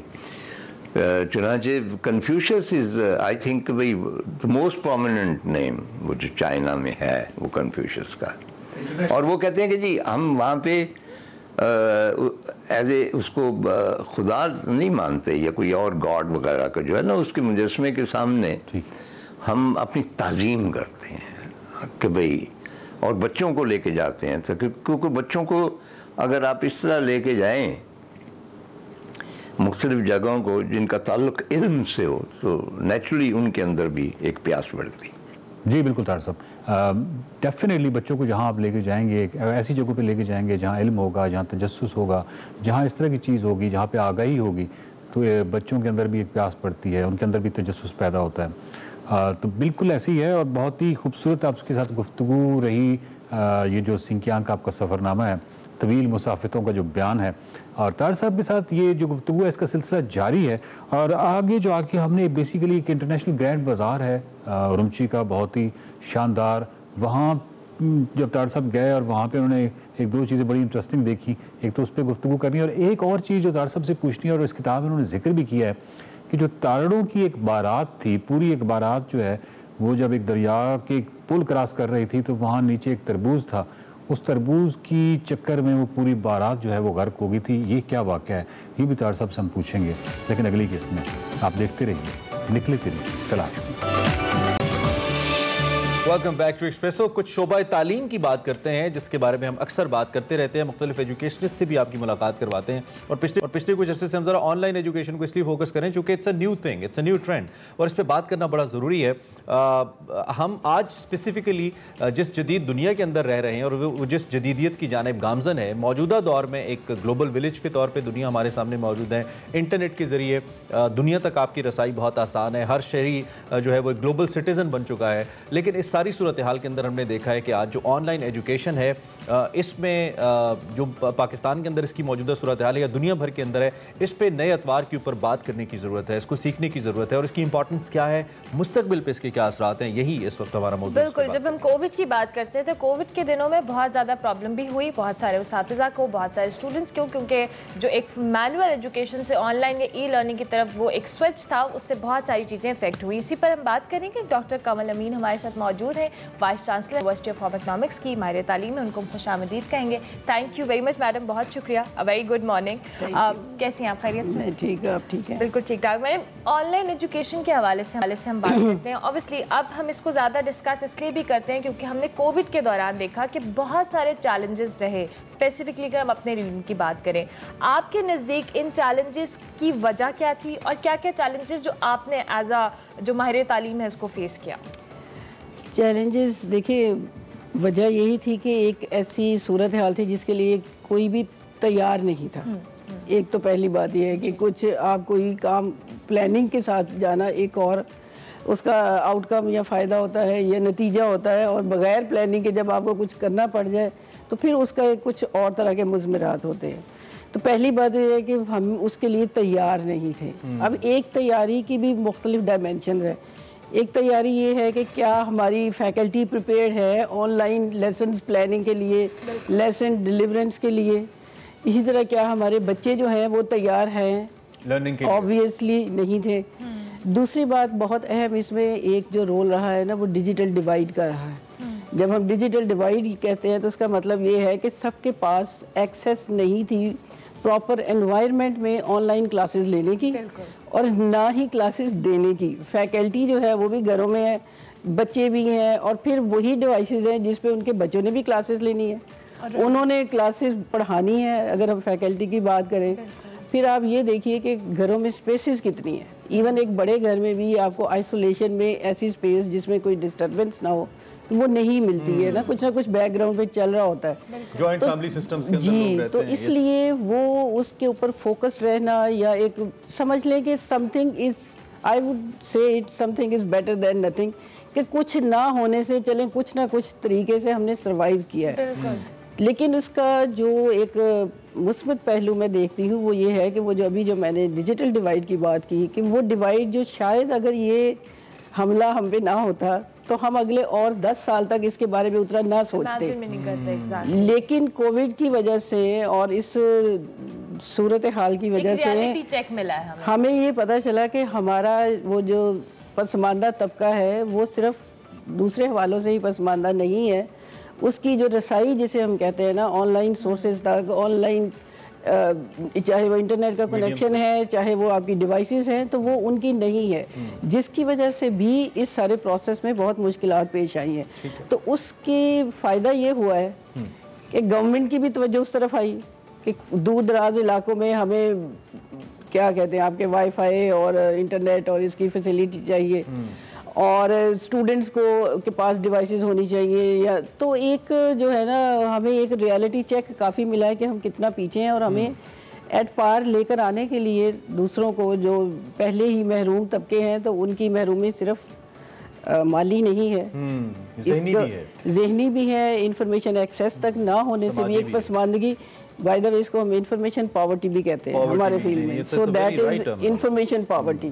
तो इंफॉर्मेशन पुअर को इंफॉर्मेशन रिच के बराबर में लाने के लिए क्या करने की ज़रूरत है, वो भी हमारे सामने आया है। तो इसमें अब एक मसला इसमें ये भी आ गया हुआ है कि जहाँ पे हम एक जानिब इंफॉर्मेशन पॉवर्टी की बात करें, वहीं पे मुझे लगता है कि कहीं पे इसका सैचुरेशन भी है, कहीं पे ये बहुत ज़्यादा भी है, यानी कि वो अभी हम ऑफर आपसे वो बैलेंस का मामला तो हम किसी और मामले में डिस्कस, इसमें भी बैलेंस इज़ वेरी इंपॉर्टेंट। अब कहीं इतनी एक्सेसिव इन्फॉर्मेशन है कि वो कम होनी चाहिए, और कहीं जैसा आप कह रही है बिल्कुल नहीं है, वहाँ पे ज़्यादा उसको हम कहते हैं there is also a term for that, information overload. Yes, ठीक है। सो ये एग्जैक्टली आपने बड़ा अच्छा पॉइंट आउट किया है कि ये अगेन ओवरलोड को मैनेज करना, उसके लिए अलग से स्किल्स चाहिए आपको, और इंफॉर्मेशन पॉवर्टी मतलब उनको प्रोवाइड करने के, दैट इज डिफरेंट थिंग। तो जब आपकी एक दफ़ा एक्सेस हो जाती है ना, तो फिर ओवरलोड तो आना शुरू हो जाता है। देखिए ना, मुझे आज इंटरनेट एक्सेस मिल गई है, तो मेरे सामने थाउजेंड्स ऑफ, बल्कि थाउजेंड्स में नहीं मिलियंस ऑफ सोर्सेज हैं, ठीक है। तो उनमें से how to choose, what to choose, किसको यूज़ करना है, किसको एक्सेस करना है, कहाँ पे ज़्यादा ऑथेंटिक इन्फॉर्मेशन है, उसके लिए भी फिर हम ट्रेनिंग्स जो है ना, तो are you satisfied with the culture that we have right now, जो हमारा इस वक्त कल्चर है आईटी को लेकर या इंफॉर्मेशन को लेकर? आप बीइंग एन एजुकेशनिस्ट, आप इससे मुतमईन हैं? चूँकि चैलेंजेस तो हमें आए, लेकिन सरप्राइज भी इतना बड़ा था, तो हम इसमें कोई अपनी नाअहली या नालायकी इसको नहीं कह सकते, लेकिन समहाउ हमें इसमें इम्प्रूवमेंट की तो ज़रूरत है। आप क्या इक़दामात, क्या सजेस्ट, क्या तफवीज़ करती हैं कि हमें करना पड़ेगा? देखिए, इस सारे सिनेरियो में जो हमने सीखा है, वो मेरा ये ख्याल है कि उसमें एक फिर मुस्बत पहलू जो मुझे नज़र आ रहा है कि एक्चुअल अब दौर है हाइब्रिड लर्निंग का, कि सिर्फ आप क्लासरूम लर्निंग को भी जो टीचर्स हैं वो देखें, आप ऑनलाइन लर्निंग के साथ आप कपल करते हैं, मतलब सब कुछ आप क्लास में नहीं सिखा सकते, तो बच्चों को ऐसी असाइनमेंट्स, ऐसे काम देना, ऐसी वो कि वो सेल्फ लर्निंग भी करें ना। देखिए, ऑनलाइन लर्निंग मोड में ना एक स्टूडेंट जो है वो सेल्फ डिपेंडेंट है, उसने सर्च करना है, उसने निकालना है, उसने रीड करना है, उसने ग्रैस्प करना है, उसने उसको सिंथेसाइज करना है। फेस टू फेस में एक टीचर के ऊपर वो डिपेंडेंट है। तो हमें इन दोनों मोड्स को लेकर अब ये एक अपॉर्चुनिटी आ गई है, ये नहीं कि अब हम रिडंडेंट कर दें जो हमने सीखा है उस अरसे में ऑनलाइन रिसोर्सेज के साथ या एजुकेशन। तो अब फिजिकल या फेस टू फेस लर्निंग को अगर हम ब्लेंड करें ऑनलाइन लर्निंग के साथ, और साथीज़ा जो हैं वो स्टूडेंट्स को उधर भी गाइड करें, और इन्फॉर्मेशन उसको हम कहते हैं, और डिजिटल लिटरेसी स्किल्स कुछ जो सीखी हैं फर्दर उनको पॉलिश करें, तो मेरा ख्याल है हम ज़्यादा बेहतर और बहुत सारे एक चीज़ कैसे। मैम, एक और पॉइंट, हमने ट्रेनिंग्स भी, जिस तरह से हमने स्विच में देखा कि टीचर्स भी उस तरह से ट्रेन नहीं थे और पेरेंट्स भी नहीं थे, स्टूडेंट्स तो थे ही नहीं, पेरेंट्स भी नहीं थे। जो हमने टॉडलर्स को देखा, उनकी ऑनलाइन स्विचेस आई, फिर उसके बाद दीगर जो मामलात हुए, उसमें ट्रेनिंग का जो एलिमेंट है वो कितना इम्पोर्टेंट है? वो देखिए बहुत ही इम्पोर्टेंट है, इसलिए कि एन ऑनलाइन एनवायरनमेंट में बच्चों को एंगेज रखना, can you imagine how difficult is this? Very difficult. तो वो बच्चों को क्या, इवन बड़ों को भी अब इतने टैक्टिक्स के लिए, अच्छा क्लास में ऑनलाइन हो गया है, आपने विजुअल इसने नहीं जाना, या अपने ओपन करने कैमराज के वो क्या कहते हैं, आपका कनेक्शन वीक होता है, तो इसलिए सिर्फ आप ऑडियो पे ही रहें, अब टीचर को नहीं पता बच्चे क्या कर रहे हैं। बिल्कुल ठीक। तो ये एक, जैसा मैंने कहा कि जो खुद बच्चे सीरियस थे या कुछ थे वो वाकई समझ रहे थे, ये अपना सबकी अपनी अपना डिसीजन था कि हमने कितना सीरियसली क्लासेस को लेना है। एंड देन बच्चों के साथ जो पेरेंट्स हैं, वो आपने भी जोक सुना होगा कि जी ये सजा मिली है कारमा, जो बच्चों ने, जो पेरेंट्स ने बचपन में क्लासेस अटेंड नहीं किया, वो अपने बच्चों के साथ बैठ के पढ़ रहे हैं। तो वो बच्चों को उस एक बॉक्स के साथ अटैच रखना, it was very difficult. Parents के लिए भी उतना ही पेरेंट्स के लिए भी बहुत ज़्यादा चैलेंजिंग था, क्योंकि वो सारा टाइम उनको साथ रहना है, क्लासेस लगवानी है। मुझे खुद मैंने देखा है अपने ग्रैंड चिल्ड्रन को, तो वो बहुत ज़्यादा ये जी क्वालिटी ऑफ एजुकेशन अल्टीमेटली। देखिए मैंने जैसे कहा ना कि अब ज़माना है ब्लेंडेड लर्निंग का, इंस्ट्रक्टर्स और आपका इंटरैक्टिव जो सेशंस होते हैं ना, उनका आउटकम और होता है। और फिर दूसरी बात ये है कि आप क्लासरूम एनवायरनमेंट में एक सोशल लर्निंग भी आपकी होती है ना, ठीक, तो वो उससे महरूम हो जाते हैं स्टूडेंट्स। अगर आप ये बेसिकली बड़ा अच्छा आपका आइडिया है कि इन दोनों चीजों को ब्लेंड किया जाए, और इससे पहले कि किसी इमरजेंसी के अंदर एक्सरसाइज करें, आप पहले तैयार हो जाएं। जी, hybrid learning mode is future, कि हम दोनों जो है ना मींस को यूज करें। और बिल्कुल ठीक है, आपकी आमद का बहुत शुक्रिया, thank you very much time that you came, इतनी कंस्ट्रक्टिव बातें हमारे सामने रखी। बीइंग अ सीनियर एजुकेशनिस्ट, आप सुन रहे थे डॉक्टर कंवल अमीन साहिबा को, और इनका ये कहना है कि दोनों चीजें पैरेलल चलेंगी तो इससे एक निज़ाम तालीम, एक एटमॉस्फेयर बनेगा, और हमारे लिए कोई चीज़ सरप्राइज नहीं होगी अगर ऐसी कोई बात हो भी जाती है, लाइक कोविड। तो इस पे हमने डिटेल में बात की। अभी हम एक ब्रेक लेंगे, ब्रेक के बाद हाजिर होंगे। आप देखते रहिए एक्सप्रेस।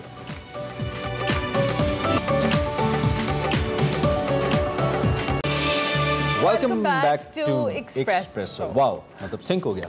ये सिंक नहीं होता, ये गलती होती है। अच्छा जी, अभी हम पहले हम एजुकेशन की बात कर रहे थे, उससे पहले हम मुर्ख की बात कर रहे थे, नहीं ट्रैवल की बात भी कर रहे थे। यार क्या वेरिएशन है। अभी हम स्पोर्ट्स की बात करते हैं और उसमें एथलेटिक्स की बात करते हैं। हमारे साथ एक ऐसी एथलीट मौजूद है। ये पोस्टर ठीक नहीं है आपका मसल पुल हो जाना है, मसल पुल हो जाना है। मैं पोस्टर जो मर्जी करूं। अच्छा जी, हमारे साथ जो विमेन मौजूद हैं उनको पाकिस्तान की सुपर विमेन भी कहा जा सकता है। आपकी बात नहीं हो रही है अरमला हसन, अच्छा गलत नहीं होगा जी अगर उनको कहा जाए, और 70 से ज़ायद मेडल्स अपने नाम कर चुकी हैं, ये भी आपकी बात नहीं हो रही। सबसे बड़ी बात यह है कि वो weight lifting, kabaddi, karate, cycling, wushu, gymnastic और पावर लिफ्टिंग में महारत रखने वाली खातून है। हमारी मुराद ये नहीं नीलम रियाज है जो हमारे साथ मौजूद है। Welcome to Expresso. आप कैसी हैं? ठीक ठाक हैं? कैसा लग रहा है आपको? ठीक लग रहा है? अच्छा लग रहा है। क्योंकि हमारी आपकी पहली मुलाकात है, हालांकि मेडल्स आपने और ये एक्सक्लूसिवली हमारे पास आई है इस वक्त, क्योंकि हमारे कोऑर्डिनेटर ने बहुत मेहनत के बाद इनको ढूंढा है। चले, ग्रेट टू हैव यू। सबसे पहले तो हमें इस रिसेंट, अच्छा थोड़ा सा मैं इनके बारे में बता दूं आपको कि अभी रिसेंटली इन्होंने जो 71 किलोग्राम कैटेगरी है नेशनल लेवल पे, उसमें इन्होंने गोल्ड विन किया है, पहली पोजीशन विन की है, और अपने रिकॉर्ड को 144 केजी से 158 केजी लिफ्ट करके बेहतर बनाया है। इनके विजुअल्स भी हम आपको दिखा रहे हैं। सो ये बहुत ही जबरदस्त, और जैसा कि as we said Arbala, she is a super women, there is no doubt in it. 7-8 games खेलती हैं और सभी माशाल्लाह बहुत ही जबरदस्त खेलती हैं, और ये आप देखिए क्या बात है। And this is the record जो आपने बनाया रिसेंटली? जी अल्हम्दुलिल्लाह। Okay, that's great. बताइए हमें क्या कंपटीशन था, हाउ वाज द प्रिपरेशन? वैसे तो आप मेडल्स लेती रहती हैं, लेकिन since you just gave birth to a baby girl और उसके बाद आपका ये पहला कंपटीशन था, तो ये बड़ा हमारे लिए इंप्रेसिव था। जी बिल्कुल, मेरे लिए ये बहुत ज़्यादा टफ था। वैसे तो कंपटीशन माशाल्लाह से काफ़ी खेले हैं। शादी के बाद अपने वलीमे से नेक्स्ट डे जो खेला था वो पावर लिफ्टिंग का था। अल्हम्दुलिल्लाह वो भी मेरे लिए इतना टफ नहीं था। ये इसलिए टफ था कि हर किसी की नज़र थी मुझ पर कि नीलम पहले तो बहुत अच्छी प्लेयर रही है, तो अब क्या करेगी है, अब इसके चांसेस नहीं आएंगे कि मेडल भी ले पाएगी कि नहीं। तो मैं बस लोगों की बात सुनती थी और अपनी मेहनत करती थी। अल्हम्दुलिल्लाह इतनी मेहनत की कि वो मैंने कहा था प्लेटफॉर्म पे बताऊंगी मैं, अभी किसी को कुछ नहीं, प्लेटफॉर्म पे परफॉर्म करके बताऊंगी कि ये मेरा रिजल्ट है। अच्छा। और ऐसा ही हुआ कि हमारी जो टीम थी उसमें मैंने अपनी वेट कैटेगरी अगेन कर लिया था। मैंने वेट अपना कि मैंने अगली क्लास में खेलना है।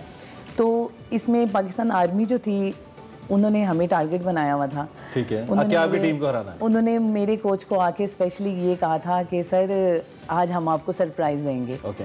तो मेरे कोच ने ये बात सुन के उन्होंने कहा कि अच्छा चलें, असी भी तेरे को सरप्राइज़ लाएंगे। ठीक। तो उन्होंने बिल्कुल एंड टाइम पे आके उन्होंने अपनी लड़की चेंज कर दी थी, जो उनकी बेस्ट लड़की थी। उन्होंने कहा कि हम वो इसकी कैटेगरी में डालते हैं, उसने हाँ आराम से वो इससे मेडल ले लेगी। तो अब मेरे लिए भी उस टाइम सुना था कि ये लड़की बहुत अच्छी जा रही है, इसने पिछले कंपटीशन में बहुत अच्छा परफॉर्म किया, वो सब कुछ सुना हुआ था। तो सर मुझे कहते हैं कि नीलम तुमने अपना बेस्ट देना है। मेरे माइंड में भी था कि जो मैंने अपना टोटल किया हुआ उससे बेस्ट दूंगी। तो जब फाइट चली थी हमारी, ये कह लें कि जितनी क्लासेस थी कंपटीशंस की, उस पर सबसे ज़्यादा टफ कंपटीशन मेरा था really और देखने वाला था। ये बड़ा हेल्दी होता है जो इंटर डिपार्टमेंटल, मैं तो उसको बड़ा ही अप्रिशिएट करता हूँ। और इसमें ओबियसली सारे महकमों की, आप वापटा की तरफ से खेलती हैं, पाकिस्तान आर्मी, जितने महकमे, इनका बड़ा रोल है एथलीट्स को सामने लाने में, और यही लोग जो इंटरनेशनल प्लेटफॉर्म पे रिप्रेजेंट भी करते हैं पाकिस्तान को। You right. तो आगे अब एक तो ये आपने कर लिया, इसके साथ दीगर गेम्स कैसे कंटिन्यू करें? शादी के बाद तो आपकी प्रायोरिटीज चेंज हो जाती हैं ओबियसली, घर, फिर आपके अब तो बच्चे भी हैं, तो ये बड़ा मुश्किल हो जाता है। कैसे मैनेज कैसे करती हैं आप? ये मैनेज तो करना पड़ता है आपको, क्योंकि ये कुछ लड़कियां ऐसी होती हैं जो कहती हैं कि नहीं हमारी बस शादी हो गई है, अब हम अपनी गेम्स नहीं कर सकते, हमने बस गेम छोड़ देनी है। मैं सबको ये भी कहूँगी कि ऐसा नहीं होता। मैं आपके सामने ये रोल मॉडल बैठी हुई हूँ कि अल्हम्दुलिल्लाह मैंने अपनी गेम भी कंटिन्यू रखी है। और सबसे बड़ी बात कि जब मेरी शादी थी, मैंने कहा था कि पहले मैंने शादी अभी करवानी नहीं है, तो मैंने कहा अगर मैंने करवानी है तो मैंने वहाँ पे करवानी जहाँ पे अपनी गेम को कंटिन्यू रख सकूँ। अल्हम्दुलिल्लाह मेरे जो हस्बैंड हैं और मेरी फैमिली है, मेरे ससुर, उन लोगों ने कहा कि हमें कोई इतराज़ नहीं है ना, आप अपनी गेम को कंटिन्यू रखना। अब उनका रोल मेरे लिए जो है ये ज़्यादा उन्होंने प्ले किया कि हमने ये जो अपना टोटल देती थी, हमने उससे बेस्ट इसका टोटल करवाना है। और मेरे अब्बू जो है वो दिन रात एक कर देते थे। वो कहते थे, मेरे हस्बैंड को कहते थे, इसको किसी किस्म की परेशानी, कोई तकलीफ इसको नहीं देनी, इसकी डाइट का ख्याल रखो। ये सारा बहुत कोऑपरेशन होती है आपके इन-लॉज की भी और आपकी फैमिली की भी, एंड इट्स वेरी इंपॉर्टेंट मेरे ख्याल से। नीलम, आप ये एक वाहिद खेल नहीं खेलती हैं, आप इससे ज़्यादा बहुत सारे दीगर स्पोर्ट्स में भी पार्टिसिपेट करती हैं। तो आपको शुरू से स्पोर्ट्स का शौक था या आपने सोचा हुआ था किसी एक स्पेसिफिक स्पोर्ट को कि मैंने ये करना है और बाकी आपने साथ साथ उनको परस्यू किया? नहीं, मुझे स्पोर्ट्स का बहुत ज़्यादा शौक था। मैं 4th क्लास में थी। मैं 4th क्लास में थी, मेरे मेडल्स बहुत ज़्यादा थे, मैं नहीं ला सकी क्योंकि वो उठा के लेकर आना मुश्किल था। तो मैं डिफरेंट गेम्स के जो है वो कुछ मेडल लेकर आई हूँ। मेरे लिए मुश्किल बहुत ज़्यादा था सारी गेम्स को कंटिन्यू रखना। हमारे पे ये इस तरह का जो सेटअप बना हुआ है कि लड़कियों को स्पेशली जो है वो इतनी जल्दी जॉब नहीं देते स्पोर्ट्स में। तो मेरा बस जुनून और शौक की वजह से मैं गेम्स तो सारी खेलती रही। फिर मैंने ये सोचा कि मैं कितना टाइम घर वालों का जो है वो इसमें पैसे लगवाती रहूँगी, मेरी डाइट इतनी हार्ड है, वो उसके लिए भी जाहिर सी बात है पैसे तो हर चीज़ पे लगते हैं। तो फिर मैंने ये सोचा कि एडवोकेट साहब इज फाइन इनफ टू पे फॉर ऑल दिस, आपके जो हस्बैंड हैं? अल्हम्दुलिल्लाह। तो फिर ये था कि मैंने अपनी ये वाली गेम इसलिए वेट लिफ्टिंग की रख ली थी, मुझे इस पे पाकिस्तान वापडा की तरफ से जॉब मिल गई थी। फिर मैंने अब ये सोचा कि मैंने इस गेम को कंटिन्यू रखना है। इसके साथ जो हमारी वर्ल्ड कप कबड्डी की टीम है, उसमें हमारी नेशनल टीम नहीं है अभी कबड्डी की। अच्छा, तो इसलिए नेशनल टीम वुमेन की है ही नहीं। अच्छा। तो ये भी मैं फेडरेशन से कहूँगी कि हमारी वुमेन की टीम जो नेशनल की भी होनी चाहिए, ताकि वही नेशनल की टीम जो है वो अच्छा परफॉर्म करके वर्ल्ड कप खेलने के लिए। मैं चाहता हूँ जरा ये मेडल्स हमारे हैं, जरा कैमरा प्लीज क्लोज करके जरा दिखा दें जो इम्पोर्टेंट। वैसे तो हर मेडल इंपॉर्टेंट होता है फॉर अ स्पोर्ट्समैन और स्पोर्ट वुमेन। ये मेरे सारे मेडल जो हैं वो डिफरेंट गेम्स के हैं। कैमरे की तरफ करती हैं? जी जी। अच्छा, इसको उठा लेंगी नीलम आप हाथ में? मेडल्स को हमें बता दें। जी जी, मैं उठा लूंगी। ये मेरा मेडल जो है ये मेरा जिम्नास्टिक का है। ठीक है। ये जो पाकिस्तान की हिस्ट्री में फर्स्ट टाइम जो वो मैंने मेडल लिया है कबड्डी में, ये हमारा वर्ल्ड कप का मेडल है, ब्रॉन्ज मेडल। जो किसी भी गेम में जो है वो पाकिस्तान की वुमेन ने मेडल्स नहीं लिया, वो हिस्ट्री में जो है वो हमारा मेडल है। इसके अलावा ये मेरा रिसेंटली मेडल है जो मेरा बेटी के बाद अल्हम्दुलिल्लाह। अच्छा, ये रिसेंट मेडल है आपका? जी बिल्कुल, ये मेरा रिसेंटली वेट लिफ्टिंग का मेडल है। ये भी मेरा वेट लिफ्टिंग का है। इससे पहले वाला ये मेरा कराटे का। Okay, lovely. ये मेरी साइकिलिंग का है। जबरदस्त जबरदस्त। और ये मेरा पावर लिफ्टिंग का जबरदस्त, जो मैंने शादी के नेक्स्ट डे जो है वो खेल के ये गिफ्ट किया था अपने हस्बैंड को। और सिर्फ खेलती नहीं है, माशाल्लाह बहुत अच्छे तरीके से खेलती हैं। जीतती भी हैं। 7 different models, that's really amazing. Neelam, जल्दी से हमें बता दें जो लड़कियां स्पोर्ट्स वुमेन बनना चाहती हैं, रिसोर्सेज नहीं होंगे, चैलेंजेस आपको भी आए होंगे, वो क्या करें? उनको ज़रा कोई ऐसी टिप दें कि वो भी आपकी तरह एक दिन निकल के सामने आए। जी बिल्कुल, कुछ लड़कियों में बहुत ज़्यादा टैलेंट है बट वो शो नहीं कर पा रही। हमारे पाकिस्तान में ही बहुत ज़्यादा स्पोर्ट्स में टैलेंट है। मैं उन लड़कियों को ये मैसेज देती हूँ और पेरेंट्स को भी ये मैसेज दूंगी कि पेरेंट्स की सपोर्ट के बगैर जो है वो लड़की अपनी कोई भी एक्टिविटी नहीं कर सकती, चाहे वो स्पोर्ट्स की हो, चाहे वो किसी भी फील्ड की हो। सबसे पहले जो है वो पेरेंट्स का साथ चाहिए होता है कि वो अपने बच्चों को सपोर्ट करेंगे, उसके साथ वो अपनी गेम या कोई भी शोबे में वो अपना नाम मनवा सकते हैं। Neelam, we are running short of time. Thank you very much, आप आई और दोबारा भी इंशाल्लाह आपको बुलाएंगे। 7 गेम्स है, 7 मेडल जब भी लेंगे एक एक तो हम आपको बुलाते रहेंगे। Neelam Riaz was with us जी, शी इज अ चैंपियन और inspirational as well. I hope आपने इनके साथ गुफ्तगू को एंजॉय किया होगा। अभी हम ब्रेक लेंगे, ब्रेक के बाद हाजिर होंगे, देखते रहिए एक्सप्रेसो।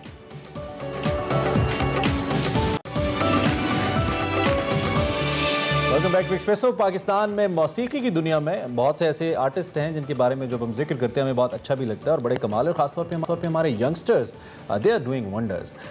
सुर और इस लय की दुनिया में जो नए सिंगर्स अपनी जगह बना रहे हैं, ख़ासतौर पे फीमेल आर्टिस्ट की हमने बात करनी है। और इस वक्त हमारे साथ जोहा ज़ुबैरी हैं, ताल्लुक़ इनका इस्लामाबाद से है। जो लोग इस्लामाबाद या इससे पहले अंडरग्राउंड, अब तो बड़ा मेन स्ट्रीम पे भी गा रही हैं, सुनते हैं उनको मालूम है कि जोहा कितनी ज़बरदस्त वोकलिस्ट है, कमाल आवाज़ है और कमाल गाती भी हैं। इसके साथ साथ she is working as an architect as well as a professional, और लाइव म्यूजिक में तो बहुत ही कमाल हैं। तो आज हमने कहा कि ज़रा गुफ्तगू का सेशन इनके साथ रखा। ओह यस, जोहा ज़ुबैरी हमारे साथ मौजूद हैं, उनको हम खुशामदीद कहें। गुड मॉर्निंग जोहा, कैसी हैं आप?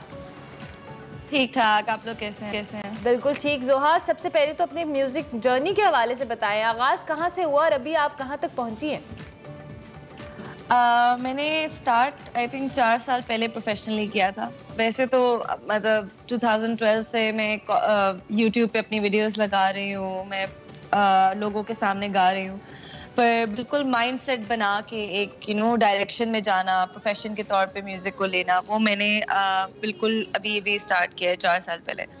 और अब मैं अपना music on monthly basis release करती हूँ। अब मेरी EP आ रही है अभी, which is album but like उसमें 4 गाने होते हैं, तो इट्स कॉल्ड एन EP।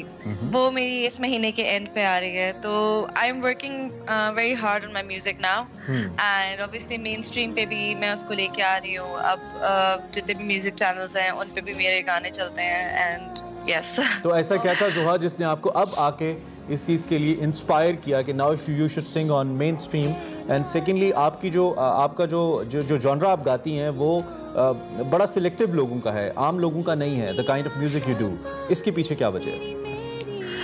अच्छा, मेरा म्यूजिक के पीछे हमेशा से एक वजह रही है दैट मुझे ऐसी चीज़ लिखना या गाना पसंद है जो किसी चीज़ से रिलेट कर सके, जो फीलिंग से रिलेट कर सके। मेरे लिए म्यूज़िक हमेशा एक फीलिंग रहा है, और अगर मैं उस फीलिंग में ना लिखूं या उस फीलिंग के हिसाब से गाना ना बनाऊं, तो मुझे लगता है कि शायद मैं म्यूज़िक के साथ जस्टिस नहीं करी। तो मेरे गाने हमेशा बेस्ड होते हैं किसी फीलिंग पे, और मैं चाहती हूँ कि वो इमोशनल कनेक्ट दें लोगों को। इसकी वजह से वो थोड़ा सा नीश जॉनरा बन जाता है, बिकॉज इसको हम इंडी म्यूजिक कहते हैं, जिसमें एक रॉ फीलिंग होती है, जिसमें वोकल पावर ज्यादा होती है। तो इस म्यूजिक में ये होता है कि आपसे इमोशनल कनेक्ट आप लोगों से ज्यादा करते हैं। तो उसकी और इंस्पिरेशन भी मेरी बिहाइंड दिस कि मतलब मैंने म्यूजिक को एक प्रोफेशनल वे में करना है, हमेशा से यही रही है कि मुझे लोगों के साथ एक इमोशनल कनेक्ट करने में, क्योंकि मैं इंट्रोवर्ट थी हमेशा से, मसला रहा है। तो music was my way of connecting to people, तो I thought why not do it professionally. ज़बरदस्त ज़बरदस्त। जोहा, अब चूंकि आप हमारे साथ हैं भी, लेकिन सुबह सुबह हमें पता है एक सिंगर के लिए बड़ा मुश्किल होता है गुनगुनाना, लेकिन हम आपसे रिक्वेस्ट करेंगे कि अब आप आई हैं तो हमें कुछ सुना भी दें। जी ओके, एक सेकेंड।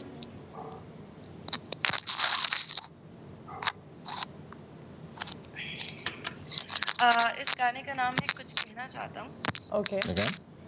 अब गाने में म्यूजिक के हवाले से बात भी की, अभी हम शो के इख्तिताम की जानिब जा रहे हैं। जी, हमने 2 चीजें, एक तो हमने अनवर मसूद साहब को बर्थडे विश करनी है, एक बाबर, पहले हम वीडियो जरा बाबर आजम साहब की। हाँ, पहले अनवर मसूद साहब का चैलेंज पहले तस्करा कर लेते हैं जी। बनैन लैन जाते हो, बनैन लेके आंदे हो, पांदे हो तो पैंदी नहीं, पै जाए तो लेंदी नहीं, ले जाए तो दूजी बारी पौन जोगी रहंदी नहीं। इस शोहरे आफाक नज़्म के खालिक जनाब मोहतरम अनवर मसूद साहब, जो कि बहुत बड़े शायर तो हैं ही, बहुत बड़े माहिर तालीम भी हैं और बड़ी इंस्पिरेशनल शख्सियत हैं माशाल्लाह। अपनी 85वीं सालगिरह आज मना रहे हैं। आज ही के दिन 1935 में वो पैदा हुए, और आप मुसलसल जो है ना अपनी जो एक आर्ट है उससे लोगों को महसूस कर रहे हैं। अल्लाह आपको बहुत लंबी उम्र दे अनवर मसूद साहब, और ऐसे ही लिखते रहें, और बनैन को फेमस करने का बहुत शुक्रिया पूरी दुनिया में। और कल तो शोएब मलिक ने भारतीय अवाम का खूब दिल जलाया। खैर अल्लाह करे सेमीफाइनल्स हम अच्छे से खेलें। शाम को आपसे मिलेंगे क्रिकेटिंग डिस्कशन, और कल सुबह फिर मुलाकात होगी एक्सप्रेसो में। तब तक के लिए अल्लाह हाफ़िज़। अल्लाह हाफ़िज़।